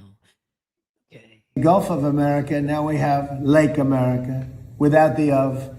Thank you very much, everybody. Enjoy. I'm an idiot. Thank you so much. Lake America. Enjoy the lake. Enjoy Lake America. Do you over there think he's a big numpty as we do? We think he's a bigger one. Thank you for that. Okay. Am I watching an SNL skit? I guess the purpose. This is a different newscast, guys. This is a different newscast. You're absolutely right, Laura. I'm surprised he didn't use crayons either. Of this more than anything else is we're going to be changing the name of Lake Ontario, effective immediately. Effective immediately. I will take your head off if you call it Lake Ontario again. Yeah, as a matter of fact, the next person that mentions the word Ontario, off with your head. To Lake America. That's going to take place right now as I sign the order. Do you have anything to say about it, Ben? Yes, sir. So this is a straightforward Not a problem, but important Patricia. executive order. It directs Secretary Burgum and the. And look, we got this skit. We got this skit guy here. This guy who gets to go home to whatever he's going home to and say how proud he is of this bullshit. Department of the Interior to update the Geographic Names Information Service. To Any maps reflect that coming out Lake now wants will to know- not say any maps, any globes, anything like that. I think if you were to look online, maybe you might not even see Lake Ontario on an American map. You might see Lake America. So the question again is it Lake America or is it Lake America? Is this unbelievable or what? Known as Lake Ontario will, from this day forward, be known as Lake America. This is a lake that has most of its volume in the United States. The deepest parts of the lake sit in United States territory, so this will reflect that this is an American lake. Thank you. Okay. He's so dangerous with a Sharpie, isn't it? He couldn't spell America, I don't think. I believe it. I believe it.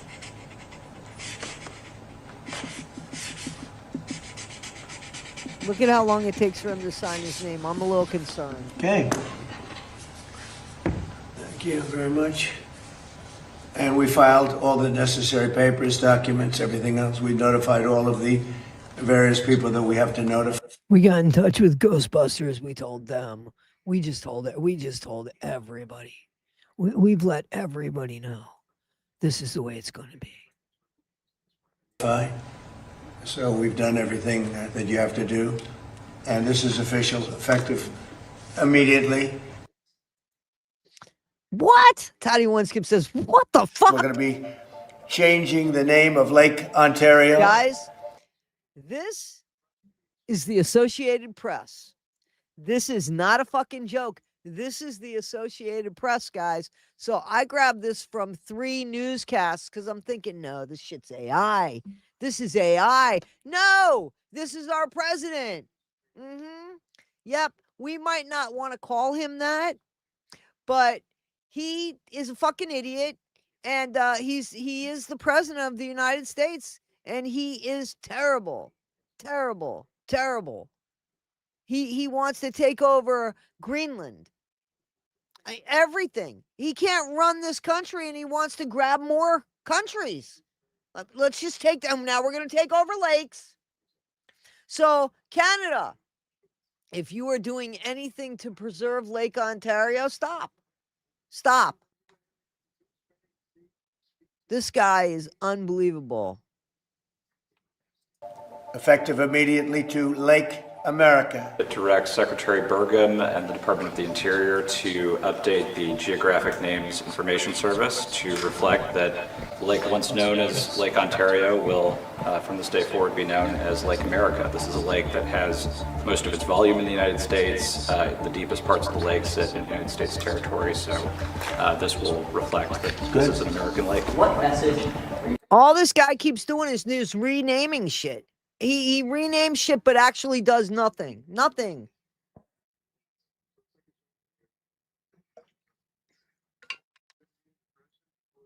No, I don't think there's any alligators up that way, gutter snipe. But who knows? He might throw something in the middle of well, Greenland. Who the fuck is this guy to do that? I mean, we can't take care of our own country. I mean, come on, we need help. Not this guy. Sending to Canada with this move today? No message. As you know, Canada's been ripping us off for a long time on trade. Yeah. Are you a businessman? You ripping people off? Is Canada? Are we ripping people off?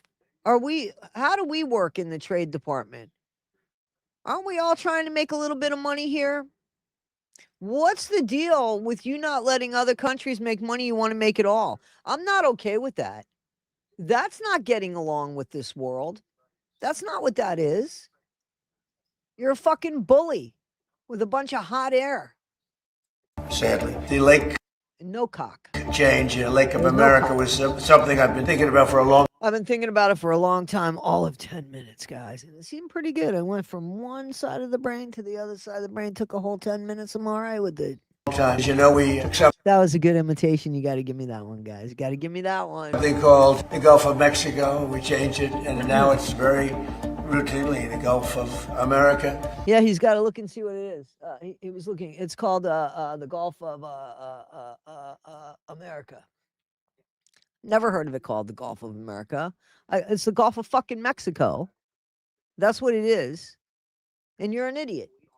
So if you think about it, we have a gulf and we have a lake. Now, we have a gulf. We have a lake. Now all we need is an ocean. And the ocean is a gulf. So maybe we'll have to change the name of the Atlantic and or the Pacific. So we'll go ahead and we'll just start naming everything. Trump Tower, Trump this, Trump that, America this, America that, because we're so great. Maybe we'll change them both. He is a joke. He is a joke. He is such a joke that if that's all it takes, we can call him Bozo. Bozo the clown. That's what we can call him. Hello, Bozo, because you're the biggest clown. If that's all it takes, that's what we got for him. Bozo the clown. Guys, the Micah Miller case, it's real quick. We probably have maybe 20 more minutes. If you guys will give me that, that'd be great. We got the Micah Miller case here. Those that don't know about Micah Miller, she was the pastor's wife, and supposedly she unalived herself. But people believe that that did not happen. People believe that she was unalived because of the pastor, and maybe due to the pastor, and maybe by the pastor, or at least somebody hired by the pastor. This case went it went quiet, and I thought, this guy isn't even going to be held accountable, but he is.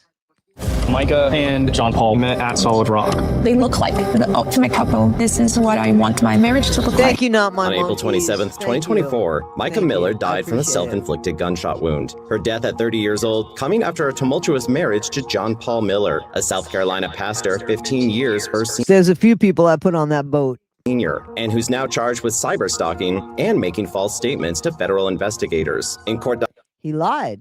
Liar, liar, pants on fire. docs obtained by Oxygen.com, John Paul's pleaded not guilty to both charges, which stem from allegations that before Micah's death, he was tracking her car with surveillance devices, calling her excessively, and sharing nude images online without her consent. When she's saying she had such a way of you feeling close to God. 911, what's your emergency? Listen, I don't mind accusations, but please don't put stuff up here unless you've got proof of it, okay? I just want my family to know where to find me. Now Netflix is breaking down Micah's story across a 3-part docuseries titled Death of the Pastor's Wife. She needed a restraining order. Is it going to Jamie, check that account out for me. shut him down? Is it going to make him worse? Is it going to ramp it up? Walk away. Do you want to go to jail? Micah was being stalked I agree with you 100%. 24/7. For her to drive an hour and a half into the middle of Guys, nowhere. I want you to know, those that know about this case or don't know about this case, I think Hulu has the information on this. Okay, Hulu has a whole show on Micah Miller and everything, so has a whole show on the documentary about her. I think it's called The Pastor's Wife. Makes absolute zero sense. I think justice for Micah at this point just looks like the truth. Authorities asserted Micah's death has never shown signs of foul play, with the Robeson County Sheriff's Office sharing images from the day Micah took her own life, which don't show John Paul, whom investigators also discovered did have an alibi. John Paul's trial for cyberstalking. So they say that he had an alibi, but he was stalking her. And lying to authorities is set to begin in October. So, guys, that's something I really want you to go check out the documentary. It's called The Pastor's Wife. So here's some feel good. I know you guys, Toddy, you've gotten all sports on me. No, this came up and I thought, wow, this is a feel good. This is a feel good. Yeah, it happened, I want to say, a couple years ago, if I remember.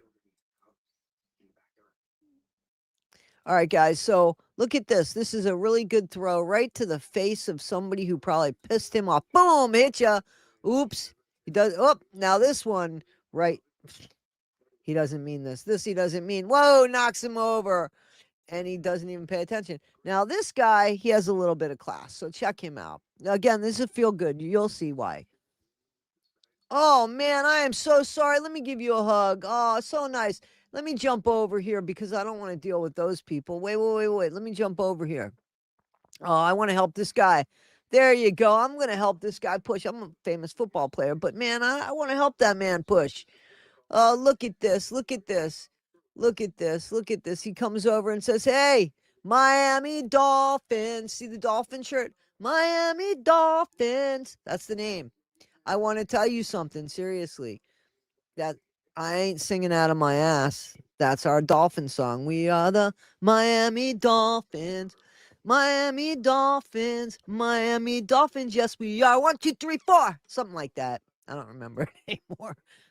But look. The football player, he gives away a football to that gentleman.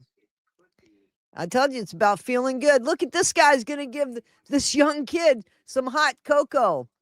Hot cocoa. Okay, Pixie Sparkle. Have a good one. Take care. You have a great day, too. Look, having a famous football player go ahead and bring you some hot cocoa. Tell me that's not feel good. Look. Guy saying hello. Oh, okay, man. Oh, man. Look, it made his day. Look at the day. Just stepping back and making somebody feel like they matter. That's all that took. Watch this. Look at this little kid. Little kid is trying to say hello to people. This guy comes all the way back and gives him his glove. Look at the kid. Look at the look on that kid's face. So thrilled, so happy, right? Look, man, he's so happy. This guy gets done playing and he sees this person might need a little bit of help. So he says, man, let me help you out here. Let me help you out here. This is feel good, except for that. That's not a feel good, very good. But yeah. So Lindsay Clancy, real quick. This is going to be real quick. Just 2 little segments here of Lindsay Clancy and what went on. Has captivated people all over the world is inching closer to an end. The Massachusetts mother pleaded not guilty to first and second degree murder by reason of mental illness or defect. Her defense attorney claims she was over-medicated and suffering from postpartum psychosis when she killed her 3 children and attempted to take her own life in 2023. But prosecutors allege that she planned the killings and faked a suicide attempt. I'm Chanel Collins. So you see, that's what's going on. So, and I think she should be found not guilty by reason of insanity, and she needs a lot of help. Plymouth, Massachusetts, and here are some of the biggest takeaways from the trial. Patrick Clancy, Lindsay's ex-husband, was the first witness to take the stand for the prosecution. I watched one of you guys was nice enough to send me like some sort of analysis on his behavior on stand and stuff. And from what I saw, it seemed like he was somebody that was demonstrating loss, not guilt, but loss. So that's what I saw. Somebody sent that to me. Okay, Jameson, let me know when the verdict comes through. Yeah, she's paralyzed from the waist down, Stella. January of 2023, did Lindsay ever tell you that she wanted to harm your children? He testified about her mental health struggles and said, quote, she had one of the best days in the hours before the killings. See, so those people that are sitting there saying, why did he leave her alone? I mean, like, I just don't think that that's what we could say, you know? I mean, I just don't think that that's what we could say. You know, there's people, my grandmother passed, right?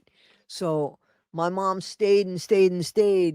And my brother at the hospital, and my brother said, man, let's go, we'll go get something to eat and we'll come back. And my grandmother died when my mom went to go get something to eat. She stayed the whole time, and that was when she left. So did my grandmother say, I don't want to die in front of my daughter and put my daughter through that? Let her go? I mean, there's more to everything, guys. And I hope he didn't do that. But it's hard for us to believe that a loving mother one day can turn around and do that, because it makes no sense and it scares us. We shouldn't blame Patrick for that. That's all I'm saying. To Lindsay when you found her in that state? Yeah, I said, what happened? And what was her response? She said, I tried to kill myself. Did you ask her anything else? I said, where are the kids? And what was her response? She said, they're in the basement. And at that I could believe a hung jury would be possible too. time, she didn't tell you that they needed help or they were in danger or they were injured, correct? Correct. There's only 3 ways this could go, right? This could either go guilty by reason of insanity, not guilty, or guilty. That's it. First responders who arrived at the Clancy home that night described what they witnessed. What did you see? Exactly. One of the police officers exactly. was carrying a child. Duxbury police officer Stephen Hall said he got to the scene first. Could you hear what he was saying? Do you recall him? I agree, but Janae, you and I we're gonna have to disagree on that. I think Jamie feels the same way. Well, actually, no, you feel like she did this intentionally. She's trying to get away with it. Jamie feels like Patrick did it, and she doesn't even realize that Patrick did it, and there's psychosis going on there. And I think she just had psychosis in postpartum. And it was a horrible, horrible tragedy. That's what I think. But I could agree, because look at in this little chat of 60-something people. You know what I mean? Saying, I can't wake them up, I can't get them up. Yes. And what did you see when you got to that back room? 80-something people. Just past the door on the left side, there was a body of a young child. During the trial, excerpts from Lindsay Clancy's diary were read aloud for the jury. Prosecutors using it to frame her as a woman who is self-aware. I feel like I'm drowning every day. The defense Well, let claiming me ask Clancy. you, how is she benefiting from it? Like, how is she benefiting from it? What's keeping her mouth shut? He's out there married with a new kid. She's either facing prison or a hospital, and she's paralyzed. So I don't know how you figure that one, my friend. I mean, how do you figure that one, Janae? Was failed by the system. I have no appetite. I don't know what's wrong with me. I want help. I want to be well. Clancy held her face in her hands as diary-style entries she'd written on her phone were read aloud. I'm sad and depressed because I'm not able to parent my third child. What's the point of her getting paid? She can't spend it. I mean, so she's getting paid. She can only get so much if she goes to jail, and what? She's paralyzed. I just no. No, I ain't buying that. That I'm not. I disagree with you, Janae. I think very highly of you, but I disagree with you on that one. My first. The entries detailed her struggle with sleeping, cool. her mental health, and her hesitations about the treatment she was receiving. I'm on the fence about starting a new med or not. I want to feel happy, but it would be nice to feel authentically happy and not fake. On the 10th day of the trial, Lindsay Clancy's psychiatrist, Dr. I think that the brain is something that's very unique, and I think that one person's psychosis might be different than somebody else's. I don't think that's a fair statement. But it's your statement, and I respect it. I don't agree with it, but that's okay. There's a lot of people, I think, that agree with you.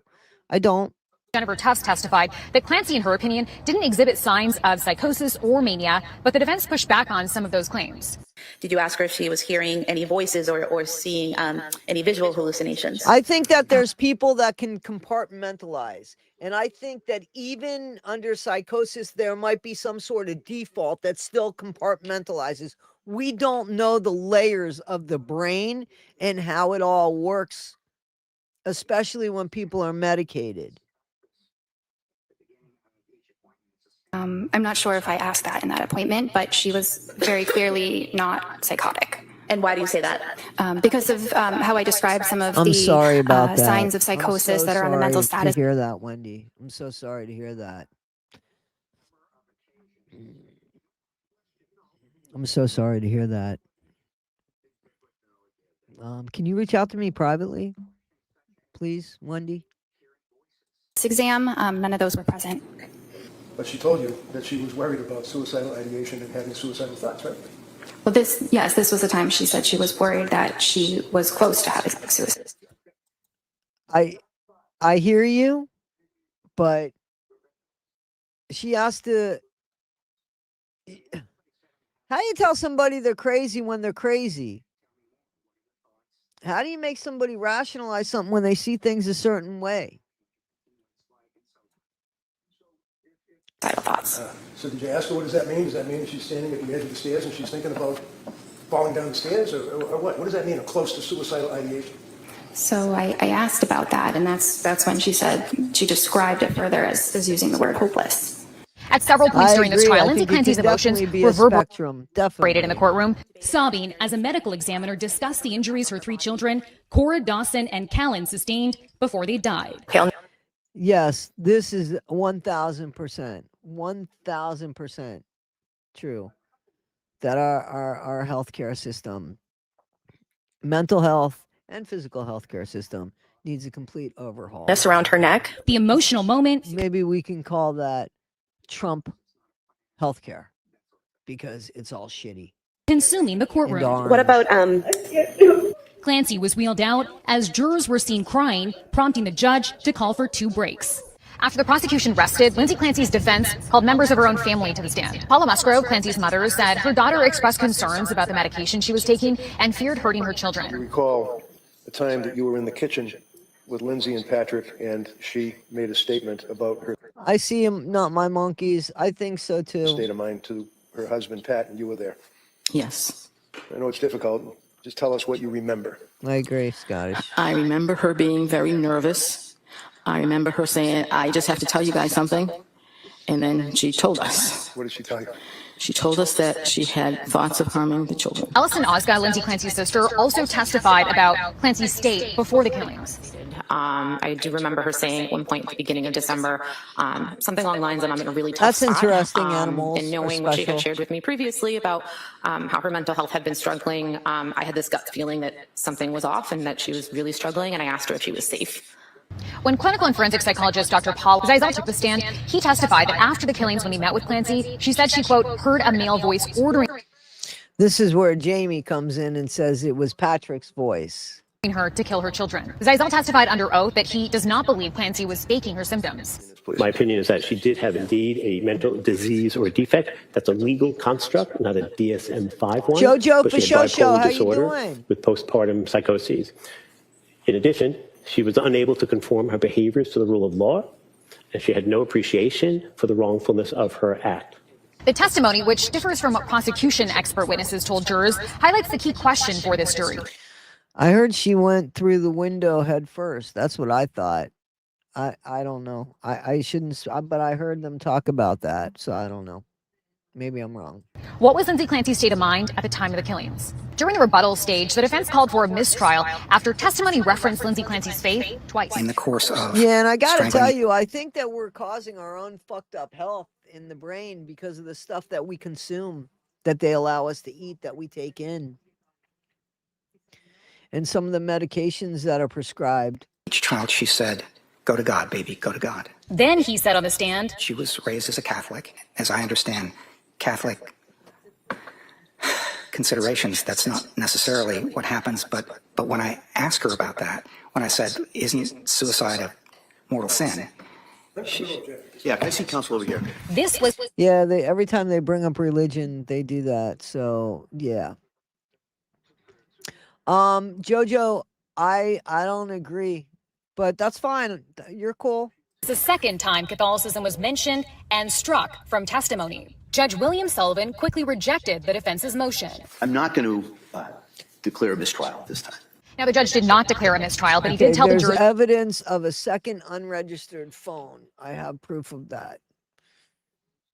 I'm using unregistered phone right now. Remember, I told you guys that my phone yesterday or the day before.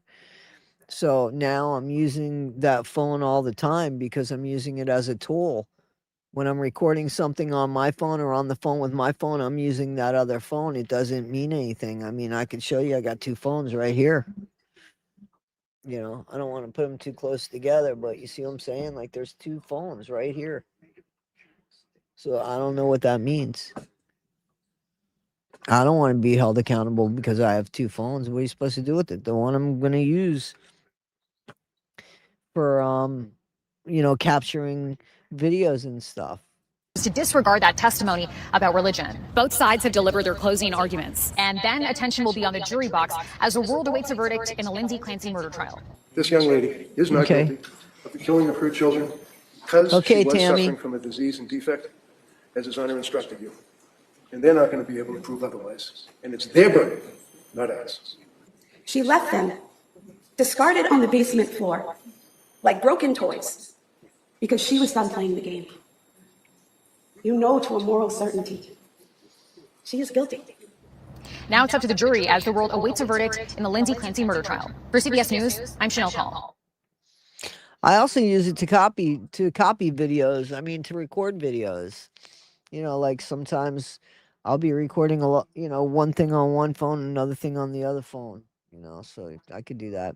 Okay, guys, this is kind of, this is a little funny. I don't use it for other email shit. No, I don't do that. I got enough to worry about with my shit and enough accusations, so no. Okay, check this out, guys. Hey, it's just me. I just wanted to call and let you know that I'm gonna be just a little bit later coming home tonight. Well, of course not. She unalived her kid. She's not of good, healthy mind. No, I wouldn't. Whether she was guilty or not, would you? I mean, seriously.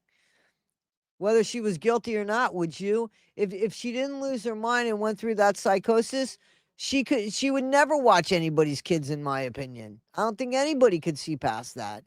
It doesn't mean that she did it with the intention of getting money and unaliving her 3 children. I don't believe it, but it's fine that you guys do.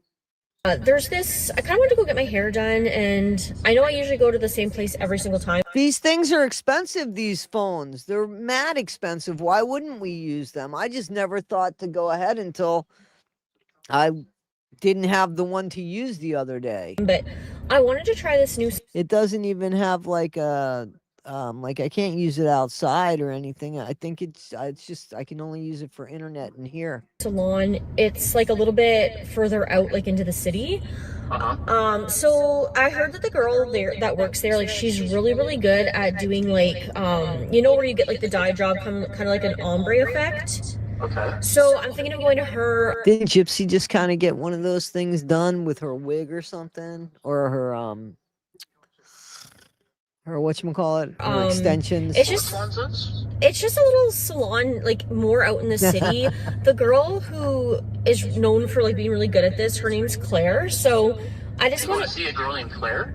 So his girlfriend's Claire. Yeah, salon. Yeah, because she's. Well, why don't you just go to usual girl? Because I want to try something different. I'm tired of like always getting the same kind of haircut, same color. You said it's Claire Salon? Well, the salon's not called Claire's. I can't really remember what it's called, but you know what? I think my mom was telling me she's not too good. Your mom went there? About, yeah, a little 2 months ago, I think. I'm pretty sure that's who it was. She said, yeah, don't go there. Not worth the money. No, you know, your hair is fine anyway. I love it how it is. So, yeah, but come on.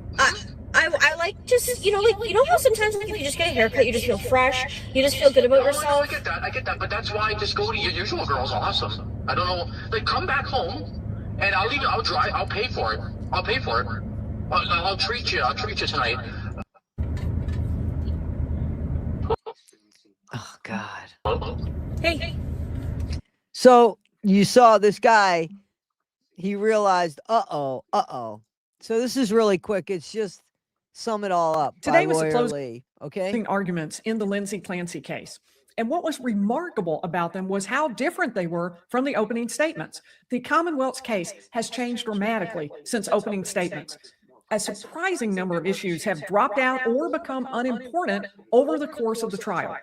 The Commonwealth finally showed up with a mostly cohesive theory, but it is not the same case that they set out to prove because they significantly overpromised in the opening statements compared to the evidence we have actually seen. She's talking about the prosecution, not the defense. At trial. That meant their closing argument, which could have been very dramatic, instead had to be the calm, rational discussion of the evidence that the opening statement probably should have been. They finally pulled back from arguments and focused on what was actually critical for the jury to decide. It was well done, and afterward, Lindsay's own attorney told the media that Assistant District Attorney Jennifer Sprague did a good job and marshaled her facts. Defense attorney Reddington had an entirely different job. He doesn't have the burden of proof, so his goal is to sow doubt in whatever way works. And it might be different for different jurors. Obviously, the defense would like for all 12 jurors to find Lindsay not guilty. But if they can't get that, I love like meatloaf. Cold meatloaf sandwich with mustard is one of my favorite sandwiches. At least one juror not to convict. That would prevent a guilty verdict. So the defense closing naturally roamed across multiple topics. It was less organized, but it was effective. Oddly, it was more emotional than the prosecution closing, but that depends on who's making it. It's ground beef usually, but I mean, people can make like a chicken meatloaf or a turkey meatloaf. Yeah, you can make all different. The prosecution needed to recover some ground they lost by being unable to deliver everything they promised in opening statement. Hi, y'all. I'm Lawyer Lee. Please hit the like button as we dive into what happened today at the closing arguments. 1 month ago, when the prosecution made its opening statement, we thought we understood what their case was going to be about. But the most remarkable thing about the closing arguments we heard today is how much their case has changed. It looks very different. When we started out, the prosecution theory seemed to be that Lindsay Clancy did not have a severe mental disease or defect. She was just controlling and unhappy. She took the action she did selfishly in order to clear the way to do what she wanted to do, which apparently So this is, I guess, what some of you guys are thinking, right? was not be a mother. But because the prosecution promised so much in its opening statement, it left itself open for some easy attacks from Lindsay's defense attorney when he made his closing argument. Remember the government's opening when they told you she wasn't suffering from the psychosis. She was a woman that didn't want to live a life anymore, wasn't happy being a mother, didn't want to live that life. And then she could run off into the sunset, I guess. He was right. The idea that Lindsay did not have any mental disease or defect, or at least not a serious one, that instead she was just tired of being a mom to 3 little children, did not make sense. Over the course of the trial, we saw numerous witnesses talk about what a great mother she was and how committed she was to her children. We also heard from many witnesses, including the Commonwealth's own experts, about her mental health struggles. And we are arguing it in the chat. And her attempts to get help. And so to address that point, the Commonwealth acknowledged in the first sentences of its closing argument some facts that they probably should have admitted at the very beginning of the case. There's no dispute. And meatloaf recipes. Hang on, Bubble Boy. Was suffering from mental illness. All of the evidence that you've heard, even the experts that the Commonwealth put before you, say that she was suffering from mental illness. That's not the issue in this trial. And there were other issues that ultimately seemed to drop by the wayside or just to become unimportant. For example, there was an early suggestion that maybe Lindsay Clancy was a heavy drinker. I never heard her say anything about hating her child. I don't think that. I never heard that. Kept drinking, huh? Worcestershire That was a big sauce. deal, wasn't it? Remember that? As defense attorney Reddington pointed out, ultimately there did not really seem to be any evidence that supported that. We also spent substantial time with the parties talking about the window. Had the shingles been tested outside the window? You may remember, I kept saying, I don't understand why this is important. And by closing argument, even the prosecutor was believe saying, that too. So what? Whatever you think that evidence shows from the shingles and everything you've seen, whatever happened, she goes and she's on the ground. To me, that was the most remarkable part of listening to the closing arguments. After weeks of fighting over some of these issues and puzzling over why they mattered, it turns out many of them did not matter. The case is now much smaller and much more focused than it was when the parties set out on this journey. At long last, though, everyone was focused on the real legal issue. Given Lindsay's undisputed mental illness, could the Commonwealth nevertheless prove beyond a reasonable doubt that she was criminally responsible for what happened? At the beginning of the case, it seemed that the prosecution was suggesting that Lindsay Clancy did not have a mental disease or defect, as Massachusetts law would define that. And some of the people in the in this chat section here too. For those people coming in later, the replay crew, happy weekend. Thank you for being here. But in closing argument, the prosecution acknowledged that she did and focused on what it meant legally. Okay, guys, it's a date that real quick. So that's it on Lindsay Clancy that we have today. Nick Reiner, and this just came up. I wanted to share this with you. Hey, Drone, how you doing, Drone? It's good to see you. Tie-Dye Gammy, how are you? How is everybody? Again, people that are coming in late, we're almost done, but I wanted to say thank you and to everybody that's here and to the replay crew coming up and to people that are making meatloaf, which is some of my fave. Guys, this is Jake Reiner, the oldest Reiner son. And this was very interesting. Yeah, please hit the like button and subscribe if you December would. Doesn't 14th, cost it's a date anything. that likely is insignificant for most people, but for Be a Jake member. Reiner, the tragedy of what happened that day will impact him for the rest of his life. It's the day his parents, Rob and Michelle Reiner, were murdered, and the start of what has been a nightmare.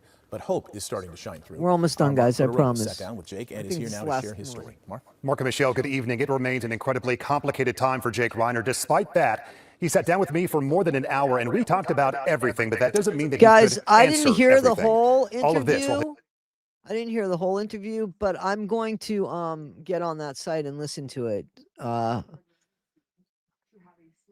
His younger brother, Nick, sits behind bars. My parents had unconditional love for all three of us. To Jake Reiner, his parents, Rob and Michelle, made famous through Hollywood, were just mom and dad, the center of his life. In an instant. You know, I broke down when he died, and I didn't understand why it affected me so much. But as a writer, it did. It did, because he told so many great stories, and even through direction, and he was a good guy. You know, he was a good guy. But when he died, the president didn't say shit about him. they were gone. Shocking and heartbreaking news. The big questions tonight, who would do this and why? It's been 8 brutal. months, So and you've brutal. written that it's a living nightmare. Thanks, Jamie. It is. This is Jake's first sit-down interview. I got to be honest. I mean, it's been 8 months. It feels like 8 years at the same time, and it also feels like 8 minutes because every moment that I wake up, I'm reminded feel of so my bad for reality. this guy. And you're living through that every single day. The day of the murders, How do you Jake get was past halfway that across shit? town at Union Station for a celebration of life for a friend who had recently passed away. It was Jake's younger sister who made the discovery. Romy called me. She'll never get that fucking out of her head. She'll never get that vision out of her head. Never. And I screened it. You know, I'll call her back. And then she called immediately again. He was at a funeral. And I knew at that point that something was wrong. Romy told me our dad was dead, and then she said, I can't find Mom. And I immediately went into shock. I need to get out of this train station, and I need to get to my parents' house. Within that night, LAPD was looking for Have a good Nick one, Reiner, Edna. Jake's brother, as the prime suspect. Did you expect that? Did you know? Was that a surprise? Wow. Poor guy. Fucking A. Poor guy.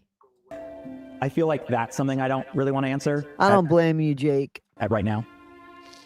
And he can't. I don't think he can actually answer that in all fairness because there's a trial.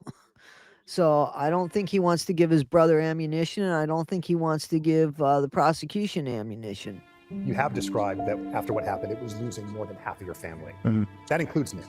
Yeah. I mean, he's in jail, so.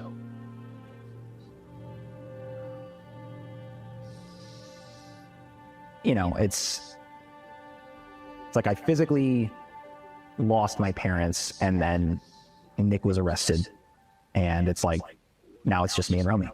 Yep. Jake and Romy. Yes, true. We're thrilled to have you so back this here. was great, guys. Those that I didn't know about this is very cool. Watch Blue this. Heaven on Earth, I know the I'm gonna mound cry. is yours. Just earlier this month, resilience. Jake and Romy making their first public appearance at a place that meant so much to their father. One of the great pleasures I have is walking into Dodger Stadium. It's like I feel at peace. He had season tickets for the Dodgers, and we would go anywhere from 3 to 4 games a week, and it was just the greatest time with him. And so there they. I agree. His brother does have mental illness. Hey, Jojo, be good. Thank you for coming. I saw that somebody wrote, well, he has mental illness too. Yes, there's a lot of mental illness in this country, Stella. Absolutely. We know this, right? In other countries as well. There's just mental illness.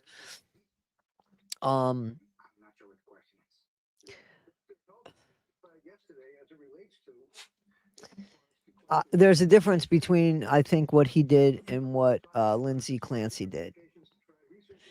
There doesn't seem to be any remorse in this guy. That woman broke down horribly in pain. There's no benefit there.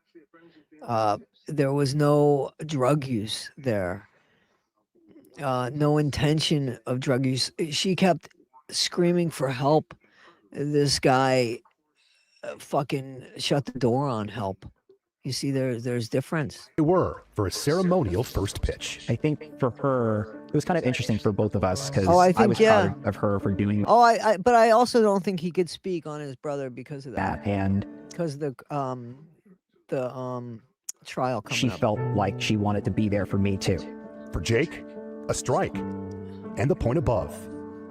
He says he's not sure if his parents were watching. It was an emotional thing that we did, and it's something that I don't know if I really could take in the moment because everything happened kind of fast, but I was really happy that we got to do that. Jake, still adjusting to reality day by day, is working to keep his parents' legacy alive. It's brought us here to the Children's Institute in Watts, an organization with a mission to help some 30,000 kids and families each year with early childhood education and other supportive programs. So this is something that Rob Reiner did. Again, the president said something shitty about him when he died. I don't have a problem with the president recognizing Dolly Parton. I have a problem with the president not recognizing other people that made a difference as well. That's my problem. He shouldn't be the one that fucking decides that. Jake's aunt, his mom's sister, Martine Singer, is the president and CEO here. Rob and Michelle were major supporters. What did this place mean to them? I feel like this place felt like an extension of the work that they truly cared about. Jake's dad even served as MC for an annual gala. This feels like home for me because this was the thing that I cared about most. This November will be the first gala in years without Rob or Michelle present. My dad always admitted that my mom was the person who was Me too, meathead. the aggressive type in making sure that my dad was out front with these issues. Now, he cared about these issues more than anything, but she was kind of the engine that pushed him out there to speak out for what was right. I'm really happy to be here. This year, Jake will be there in their place. What'll that be like? It's going to be hard. I think everything that we've done so far without 8 them months has been ago hard that and that weird, took place, you but know I that. do feel responsible for making sure people know them and they remember them. December 14th will be 1 year since his parents' deaths. I'll never understand. I don't care how it's explained to me. I don't care what facts come out. I will never understand why this happened. Which brings us back to Nick. For me, it manifests into anger. It manifests into rage, into how unfair this was, how I didn't get a say in what happened. I didn't get to stop it from happening. I had no choice in the matter, and I just have to accept the reality of it. And to me, that is just one of the most infuriating parts of all of this. It was no secret, even publicly, Nick struggles with addiction and mental health. You have a disease, Charlie. We all do. Nick partnered with his dad on a 2015 film, Being Charlie, loosely based on his own life. I wasn't really that shy about including some of the bad stuff I did. Nick wrote it, Rob directed. It was an example of his parents' tireless efforts. It forced me to have to see more clearly and understand more deeply what Nick had gone through. I can tell you they never stopped wanting to help him. They never stopped helping him. And I think that that project was a way for my dad to try and connect with him. Was it ever a fear, a reality that something like Listen. this could ever happen? That he was capable? Yeah, I don't think I want to answer that one. Have you spoken? I think he'll answer it after the trial. Unfortunately, I think the answer is going to be yes. What do you guys think? You think that they were afraid? That they thought maybe he would lose it? Spoken to Nick? No. Wait. The last thing they said, they asked him, just in case I stepped over it, was he asked him, do you talk with Nick? And he said no. No selling fees on Vinted? Yep, sell what you don't use. Why is that on there? Okay. Knowing he's certainly not alone. The worst kind of grief is your own, because you're the one living through it. And so just because I lost my parents in the way that I did doesn't mean that, you losing a loved one in some other way is not also devastating. It's not, you can't compare it because it's what you're going through. And there are a lot of people out there that are living through that. And I think for the first time in my life, I see them. So sad. So sad. So sad. Sophie's Corner, guys. And then we end it with Sophie's Corner. Everyone's like, what is going on with the refs? And I'm like, I don't know. And you finding me $500 is not going to do. This is the kind of pushback Caitlin Clark's fans had been begging to see from her teammates. And in Sophie Cunningham, they got far more than they expected. Because Sophie wasn't just Caitlin's enforcer. She became every fan's loudest voice. And Kathy... You go. I'll be your Sophie Cunningham, Jameson. Engelbert's biggest headache. Let me explain. As the 2025 season progressed, you could see Sophie's tolerance for the league's nonsense drop to zero. Every hard foul on Caitlin, every cheap shot the refs ignored, every fine the league threw at her, none of it silenced Sophie. She doubled down. On the referees, on the media, on her old teammates, even on the league itself. Nobody was off limits.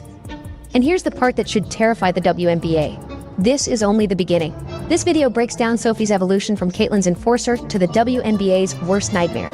Be your enforcer, Jameson. With every moment getting more... I'll be your enforcer, John A. Fearless Kathleen. and Grace. satisfying. But first, I'll be your enforcer, guys. like this video and drop your favorite Sophie moment in the comments. just the competitor that I am. I'm fierce, I'm sassy. I stick up for my teammates, stick up for myself. And so sometimes I think that's okay to be feisty and to be yourself. What Sophie said. Scottish Lass, we have a Sophie's Corner every time we do the news, and we also do a Royals bit. There, it turned out to be an understatement. When she joined the Fever, fans were hyped. You give me fever. Because this team desperately needed what she promised. Feistiness. A deterrent to the non-stop. Okay, well, I don't like pumpkin, but anybody that likes pumpkin, we got 4 thumbs up here. I don't know how many thumbs are on your fingers, Virginia, but we love ya. Cheap shots aimed at Caitlin Clark. But Sophie brought more than just fire. She brought something fans noticed right away. Authentic loyalty to Caitlin. I mean, you know, she has changed our game in the best possible way in every way. Yes, Caitlin brought in the money. And in the WNBA, that was rare. After a season where the media downplayed Caitlin's impact, the refs refused to give her a fair whistle, and even Nike dragged its feet on promotion. It was refreshing to finally hear a player tell the truth. Caitlin Clark is the face of the WNBA. She's transforming it. And that honesty made Sophie public enemy number 1. It didn't take long before other players started testing her. And in the preseason... And Sophie says, I got a black belt in one of those Asian sports. I think it's jiu-jitsu or something like that. We got our first glimpse of Savage Sophie. Against the Mystics, rookie Kiki Iria Fenn took her down. And Sophie? She stood right up and basically said, don't you ever try that again. Look, you go down into the trees, Don't you things try happen. that again. And Kiki Griffin right there. It had an extra little... Here's the thing. They all have really long hair. They all have really long hair. And she's just like, what I do. Well, you kind of grow up, and then Sophie Cunningham pops right up and has a lot to say. Yes, she That preseason does. moment Yes, was she just an does. appetizer. A teaser for what was coming the rest of the season. All right, guys. I thank you guys so much. As always, you guys rock. You guys rock. I appreciate you. I'm going to be putting up some more Ryan Anderson stuff and some more serious stuff on the other channels as well. So please check out The Argument with Toddy One Skip. Everybody has a story to tell with Toddy One Skip. And thank you for joining me today on the news and other stuff with Toddy One Skip, and checking out my videos on here too. Guys, I appreciate you so much. Have a great day. And for those that are struggling seriously, whether it be by the floods that are happening, or whether it be by violence, or whether it be by stuff in your home, or whatever had here, God bless and stay strong. And I pray that everything works out. All right, guys. I'll see you on the next one. Be great. Be great, guys. Thank you.